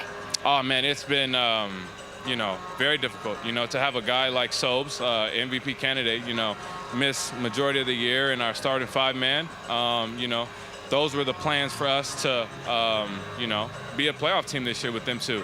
And so, you know, it's been difficult, but, you know, you got to have that next man up mentality. And, you know, the young guys are getting great experience down the road now. Just to go back to the college stuff, so obviously we know it's Final Four on right now. I think for you guys, one of the bigger rivals would have been Washington, and a guy that Australian basketball fans are very familiar with, Matisse Thybulle, was on that team. How was that rivalry like? What do you remember going up against him, talking of good defenders? Oh, man, you know, we were competing because we're from the same city back home. So, you know, we were competing ever since we were growing up. And, you know, it's been a pleasure battling him in the rivals. And, you know, he's carving himself out a great NBA career. He's a killer. He's a dog. And, you know, it was battles, definitely battles. Rob, coming from Seattle, Washington, I've been to Seattle too many times to count. Snow up to your knees in the wintertime, rain every other day, it seems like sometimes. How do you find the transition going from Seattle to Brisbane? Oh, man, you know, I think that's one of the biggest things I love about Brisbane is just the weather, just all year round. Obviously, it's summer here and it's winter back home. So, you know, I'm really enjoying it. I'm bragging to my fan back home, you know, how I'm sitting on the beach every day. Now, we've been really impressed, well, me personally being impressed with your youngster, Digba. What's been the key to him kind of coming through now and shining in these last couple of games? You know, I kind of took him under my wings this season. And, you know, he has that aspiration of, you know, playing in the NBA, and he has all the tools. He has the athletic ability. You know, he gets after defensively, and, you know, he's showing now glimpses of, you know, confidence in his shot. So, the things that I tell him every day is you got to compete, and, you know, you got to be ready. You got to be a pro's pro.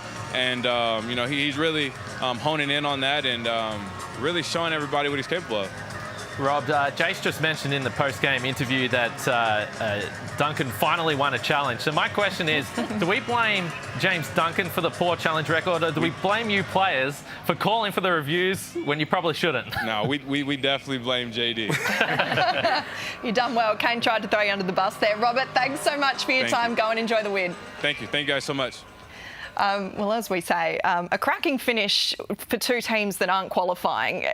As we mentioned there, it is hard to front up when you're facing such adversity in a season. So great that they've been able to do that tonight. Yeah, it was actually a pretty entertaining finish. And sometimes these games towards the back end of the season, you don't know what to expect. But going back to my first question, he should be shooting more. He's been a dominant player all season long. It's felt like he should have been more involved in the offense throughout the season. If you remember, he was a guy that I said, who would you start a team with?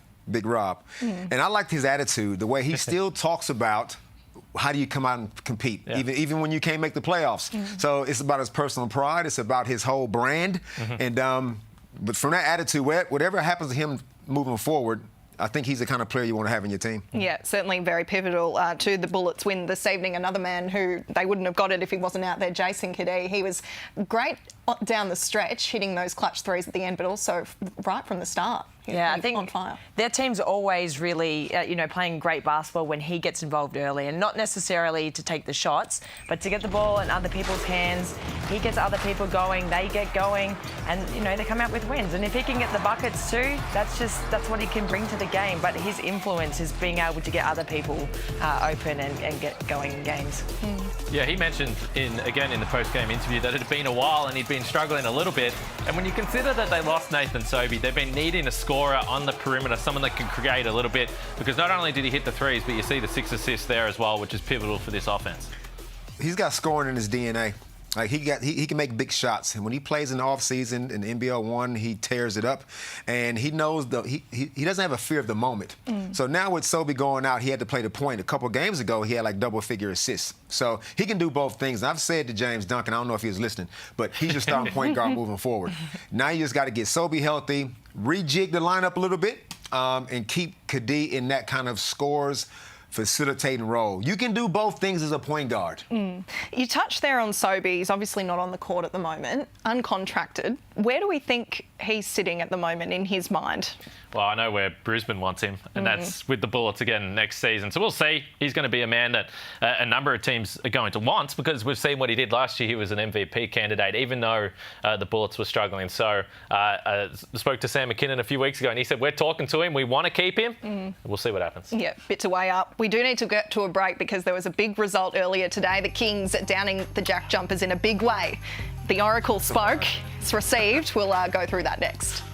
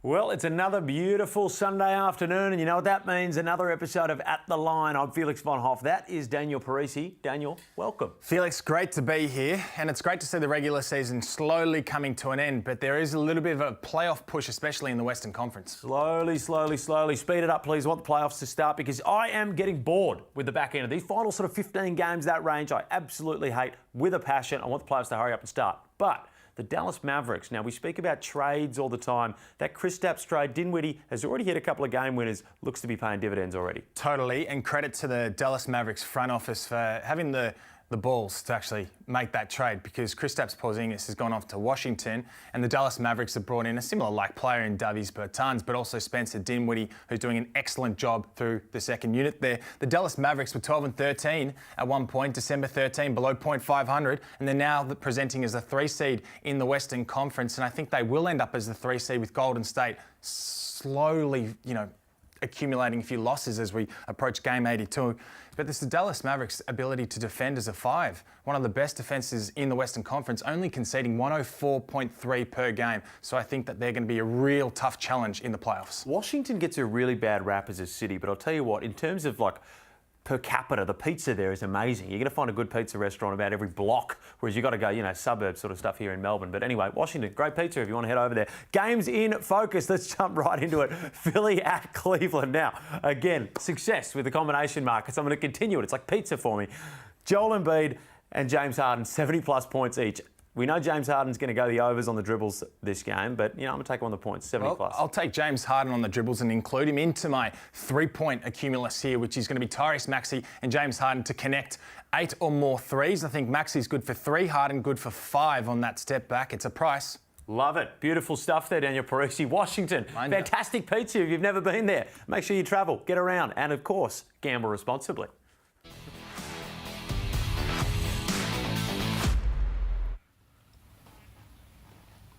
Really feel like pizza now. Don't know why. Thank you to the guys from Sportsbet there. So obviously we talk about the Kings because that's the big story of the day. They're 10 straight now, condemning the Jack Jumpers to a 20-point loss. The Jack Jumpers have been very competitive. They can be very troublesome when they want to be, but today they just didn't let a whimper.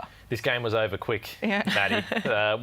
We said for the comp, we wanted Tassie to win. We wanted, obviously, the Phoenix. We can get to them a little bit later.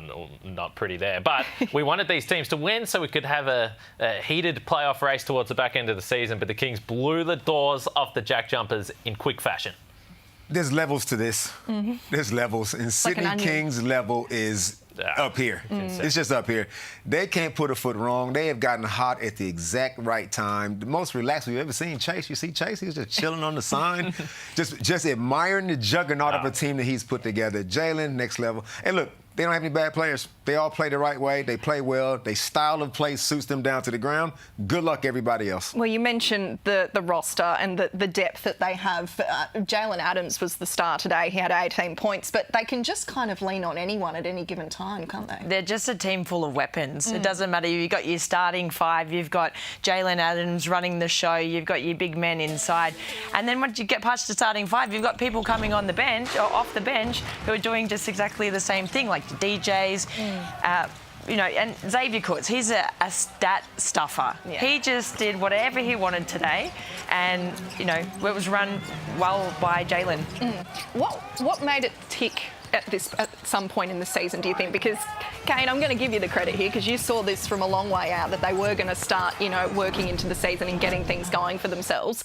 But something ticked at some point, and they've just gone on a run since. Yeah, like I've said this before. Sometimes you have the foresight to see what's going to happen moving forward. I don't know why I've just given this to you on a platter. But seriously, this Kings team, when you ask what makes it click, obviously they're a bunch of unselfish players. But for the whole 40 minutes, there's no rest for the opposition. And I was watching, and the Jack Jumpers have been a really good defensive team all season long. So they put up with the first 6 minutes of Jalen Adams running the point guard. It's like, okay, we're going to give Jalen Adams a rest now. Bad luck, boys. Now you've got to deal with Ian Clark coming off the bench, and then he runs a point. There's just no team in the league that has this level of talent right down the rotation. Cooks played 20 minutes today. Jarrell Martin played 20 minutes. Ian Clark played 19, Damon. And I asked Chase last night, what are you going to do with the rotation? He said it's a good problem to have. It is, but you can just ramp up the minutes of the stars and they're going to be even more dominant. I don't know what you're going to do to beat this team. I just don't know what you're going to do. They got healthy. That was the main thing. Jalen got healthy. That's the first thing. They have bought in. We talk about how the Jack Jumpers have bought in to Scott Roth. We've watched teams not buy in to their coaches. So this team is completely bought in. Their small ball lineup is deadly. Xavier Cooks is like Draymond Green. Yeah. He's like a point forward. He's getting all the assists. He had a few turnovers today, but we're not even going to worry about that. When they got a lead like the way they have, they force you to play at their pace. You can't speed them up. You can't slow them down. They get a rebound, they're off. They will test your defensive transition, and they got shooters everywhere. Well, you throw up the question, who can beat them? If we're looking at form, the only other team that looks likely at the moment is the Hawks, because the last month or so they have been playing as a real finals team, although, as we say, they had their patchy moments in the season, but they're starting to click now as well, aren't they? Yeah, we had Gorge coming back in for the last game, and he spoke in the post-game saying that they're getting better every game, even after their losses. They're buying into their plan, and yeah, I don't know. I just think Sydney at the moment, if they keep playing the way that they did, like they did today, it's going to be really hard to beat them. It's going to take a lot of their guys to get going in the Hawks team. Yeah, we touch on the ladder. I think we can bring it up because the top four, I think we can say, is settled. Tassie are 1 game back now, I think, and then South East Melbourne are 2 games back. So you'd say a lot would have to go right for Tassie. They needed to win today. But in terms of that top 4, the form teams are the Hawks and Sydney. Perth and Melbourne we'll talk about shortly, but you'd say it's locked and loaded. It's locked. It's over with now. So everybody else is just playing to hopefully not get hurt. And coaches are evaluating from everybody down, from New Zealand all the way back up to like the 5th, the next team. They're just evaluating on what they're going to do for the following season. Yeah, exactly. That's a fair point. Unfortunately, we wanted the last day of the regular season when you've got Perth and the Phoenix and you've got another big game earlier in the day. We were hoping that there was going to be some playoff implications. It's not going to happen. The Phoenix have been incredibly disappointed. And I can take the credit for Sydney, but I will also say the other team that I had in the grand final was the Phoenix. So if you're going to take the wins, you've also got to accept the L's. Yeah. I took a big L on the Phoenix this year. And we'll dissect them in a moment. Before we move on, we did have Chase Buford on the show last night, and there's been a bit of Twitter commentary about something that you might have said, Kane. Do you want to give a bit of context for the viewers that might have missed? Well, I was stitched up by the NBL social media team. There's now a hit out on your name. They put me on blast here. And look, Paul Smith, by the way, we've just talked about this. He should remember that I've been one of the biggest fans of this team. So when I said that, made the Paul Smith, Steve Ballmer comparison, all fun and games. I did have my phone off after the crossover last night. I was hoping to avoid spoilers. Everyone knows I'm a boy from Geelong. Tough day for Collingwood today. Hopefully they get through it. But when I turned my phone on at the end of the game, Paul had texted me and he said, listen, if we lose tomorrow to Tasmania, it's on you. So I was a little bit nervous watching that game today. I'm glad that Sydney were able to pull it out. And I'm in the clear for now. Yeah, and we don't have to get the police or anyone on watch for your house. I think you're okay at this point? All right, well, you let us know if you need. We're going to move on to the WNBL, Mads, because Perth Lynx Melbourne Boomers, they had their game 1 of their grand final series yesterday, and the Lynx did it at a walk, really, didn't they? They did. They really came and made a statement. I did sit here last week and talk about how the Caps will have to beat Perth. That didn't go ahead, obviously, due to COVID. Now they're in the grand final. And I said the key to doing that is to have... Kayla George's influence in the game is crucial. And sometimes it can go either one or two ways. And it was more about trying to stop the influence of other Perth players. Now, if you look at the stat sheet, those players went off and they went right ahead. Now, on the other end, with Kayla, her influence on the game, her influence on the team, she didn't have a great night. And so they fell down in that sense. So, I mean, someone might say I might know a little bit about basketball or the WNBL, but, that's the game plan. And I know that, the Boomers have been in the finals for the last however many years, four years, and their record in the finals isn't that great. So now it's time for them to really step it up. They're going to have to bring that strength and that courage, but without the stress of thinking about, it's game 2, we can't drop this one after that. You mentioned the players stuffing the stat sheet. Wow, that's hard to say. Darcy Garvin, she had 25 points, 4 rebounds. Incredible. I think the thing that we need to consider now is that Melbourne, they've given up that home court advantage. They now have to go to Perth. So how much of a tough task is that going to be? Oh, well, I mean, it's not around the corner. No. That's one thing. So it's the flight to get there. It's, players are used to travelling, but doing that Perth flight is something else. And home court advantage for whatever team it is really important, particularly in a final series.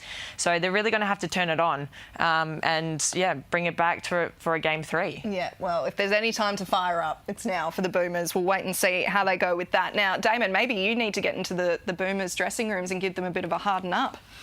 That's not where we find your harden up today, but that might be one for future notice. Maybe. The harden up this time is Southeast Melbourne Phoenix. What are you doing? What happened to you? I came on here and I said, You remember this, Kane? I do. Because you had him for the flag. That's right. I said, you know what? I'm being too hard on Southeast Melbourne. They're a finals team. Well, the wheels have completely fallen off. I don't know what you guys are doing no more. I'm watching the game. You go to Cairns a couple weeks ago or a week ago, and you get Brandon Ashley involved. Give him the ball, he gets 25 points. You go back to Cairns again, give him the ball 2 times, he gets 2 shots. How's that work?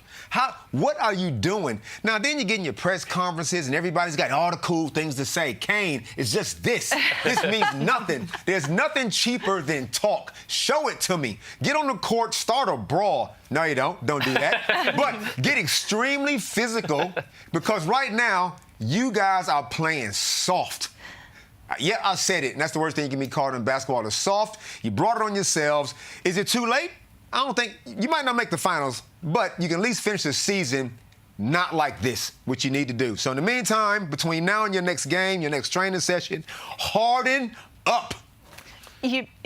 Well, I was going to say, You okay? we've had some harden-ups through the season where I've thought that you probably could have gone a little bit harder. That was impressive. That's the best one of the season. Well, so this is the thing as well. It wasn't your harden up last week, but you talked about Cairns saying, what are they playing for? Because at that point, well, for most of the season, that's the question around them. So the Phoenix, they come up against a team that we've all been questioning, what are you playing for? And then they've put up that. It's very confusing, isn't it? You can't even beat a team that's not even playing with their imports. I mean, I don't say, hey, look, like I said, I've said my bit. You've Phoenix, done it. I'm done. We'll let you we'll have a rest. We're going to a break. Wildcats United tomorrow night. It's going to be an absolute cracker. We'll preview it next.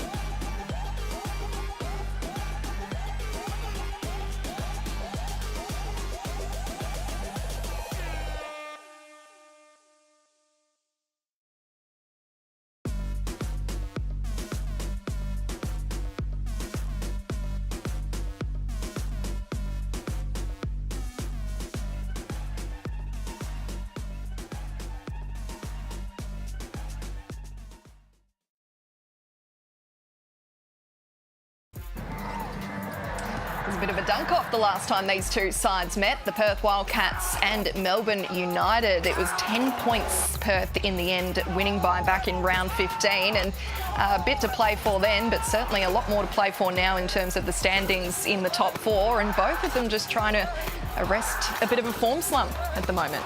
I don't think that we would have predicted that Perth and Melbourne would be trying to fend off a 3-game losing streak at this point in the season, particularly Perth at home. You just don't expect them to lose 2 straight. As we've said, a little bit of frustration in the coaching ranks with Perth as well, so we'll see how they respond at home. Maybe playing a team like Melbourne is the way they can get out of this funk. I'm tipping that Perth might lose their 3rd consecutive home game. Now, in those highlights, did you notice Michael Frazier the second? Those was the good old days.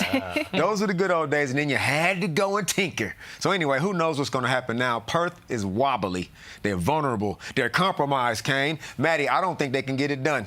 Well, especially with Sydney in the form that they're in as well, if we're looking at everything that's going on up there, do you think Melbourne are going to hang on to their I think Melbourne will. I'm not sure about Perth at the moment. It's just, yeah, playing at home. It's usually a really tough environment out there, but they've been losing home games. Melbourne, they're at the top of the ladder for a reason. It's not like they've, it's been a few games. We haven't gone a whole season here. They're sitting at the top of the ladder for a reason. They do have to fix a few things, but they are one of the best defensive teams still, even if they're not putting the scores on that board. Yeah. Is there an argument that can be made for, they've tinkered a bit, Perth have, in terms of what they're doing on court? Is there an argument to say, well, they've lost here, but they've got that room to do a bit of that because the top four is secured, because they can kind of iron out these kinks running into a final series? Well, I think the big problem for Perth through the season has been that even when they were winning with the offence, they were winning with Bryce Cotton, with Vic Law, and really shooting the three really, really well. But Scott Morrison has been concerned about the defence all season long. He's been concerned about the rebounding all season long. And now that they weren't able to get this change, that was the reason why they wanted John Brown. Now that they weren't able to get him in, they might not have the personnel to be able to change this. I also think chemistry-wise, Kath, like the chemistry we have here on the couch, you can't go tinkering with this. We can't all of a sudden just throw Kane out the bus. You would never. I wouldn't do it. But I think that is what's already happened to Perth. So now you guys got to fix things, I think, internally. Yeah. The talent is already there. We already know that. But it's those intangible things that don't show up on the stat sheet. Like, how does a guy feel when he comes back into the lineup after you tried to take a hit out on him? Yeah. Things like that. You know what I mean? So I'm waiting to see how that feels. I'm waiting to see how they pan out. Yeah, we'll get a quick tip. You're thinking Melbourne? No, I think they won't lose at home. They won't lose at home. United. Melbourne. Yeah, right. We'll have to see how it all plays out. And Kane Pittman, Damon Lowry, Matty Garrick. Pleasure as always. Make sure you do tune into ESPN tomorrow night. Double header, in fact. New Zealand and Cairns and Perth and Melbourne.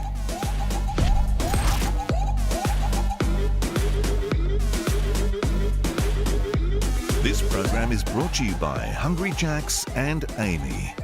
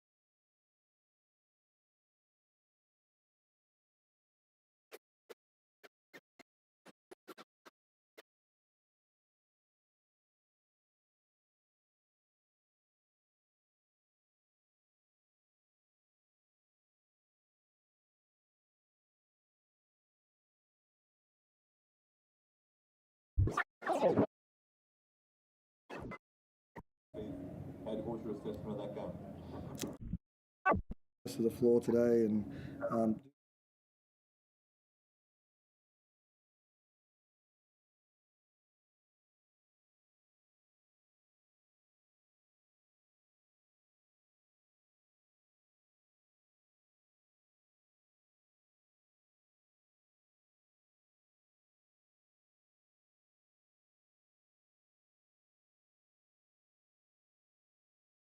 Sure.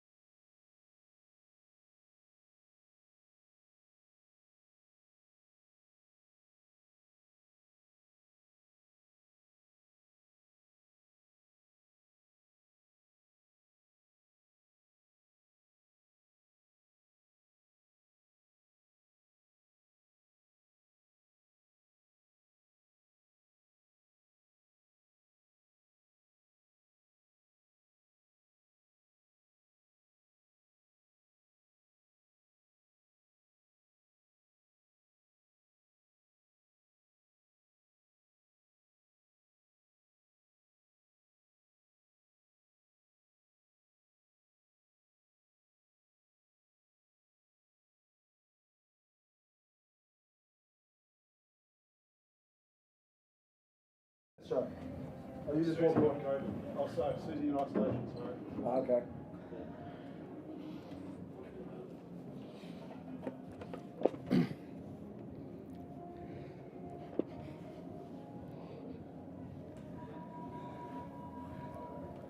Alright, you're welcome to get started.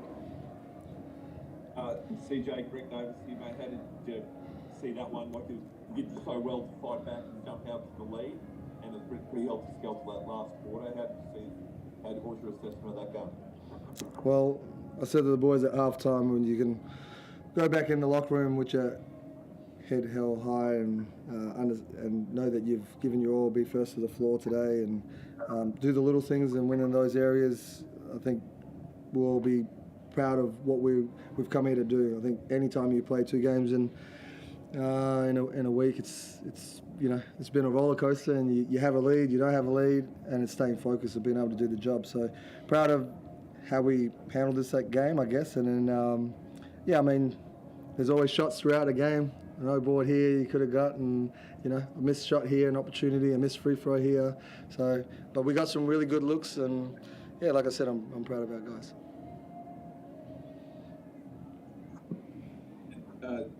DJ, what did you make? You happy with your own? I mean, Robert Franks has been in great form. It's a great clash between you two. What did you make of your own game? And did you feel like that third term when you got out to 9, did you feel like you're in a position to go on with it and maybe kick away from it? Yeah, I thought, we responded. I don't think we started the best, but after half-time we came out really strong in that third and got up like we have in a lot of games this year. And just going into that fourth, I think, we played our ass off. I think we looked after the ball. Turnover count, we won that. We won the rebounding. Took a lot more shots than them, so there's a lot of positives there. Just a few plays down there, and they shot the ball really well tonight as well, so credit to them. And but like CJ said, happy with the effort. CJ, you know Jason Cadee very well. Sometimes a player just gets hot. I mean, were you reasonably happy with what you did on him, and it's just a matter of if a guy's going to hit 5 threes in 4 minutes, there's not a whole lot you can do sometimes. Well, it's been alert. We went over the scout beforehand, and the boys know who Jason Cadee is and what he's capable of doing. And I know he didn't shoot the ball well against the Hawks, but coming home and his confidence, he just played for the 36ers, and yes, he knows how to play this game and run this team very well, as I know and like you know. But so good players make good plays, and he stood up today, which was good on him.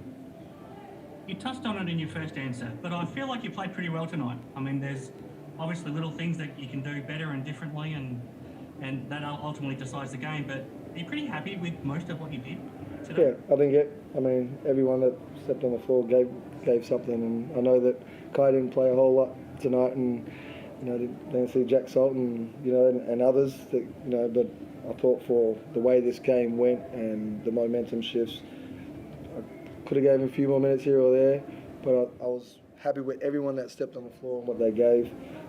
Yes, there's always some things, as I say to the group all the time, there's a turnover or a pass here that just doesn't need to be made, but that's also part of the game, and we've got to learn and keep growing in those spaces. But yeah, it was. I was very happy with from a second game standpoint and how we came, not how we came out clearly because he got hot early, but it's paying attention to the detail as always, and if we do the little things, I think a lot of things takes care of itself.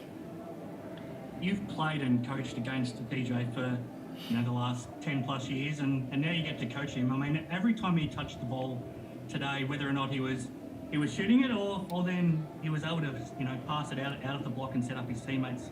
Yeah. What's it been like for you to coach DJ this year? Well, it's definitely been awesome. Always when you get to coach superstars in our competition that have runs on the board, all the way through their career, from his time in Melbourne to him going to Adelaide and what he's established in Adelaide. He's definitely in an elite space that not many Australian players get to be in, and I think tonight he showed his poise. He like you said, he made passes when they doubled. He saw that when we went over different things, and he was at a best man. He went to a wedding last night. It's my man's birthday, so he was very focused, and to go do that, to come in today to give what he gave, as you saw from the numbers, to how he played defense against Franks, who's an elite player.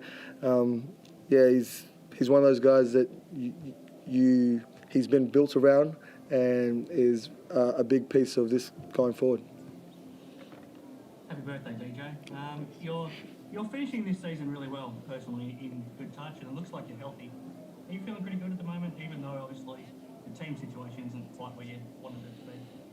Yeah, I feel good. I think it's just adjusting to new things. Obviously, we've had big changes in our lineup throughout the year.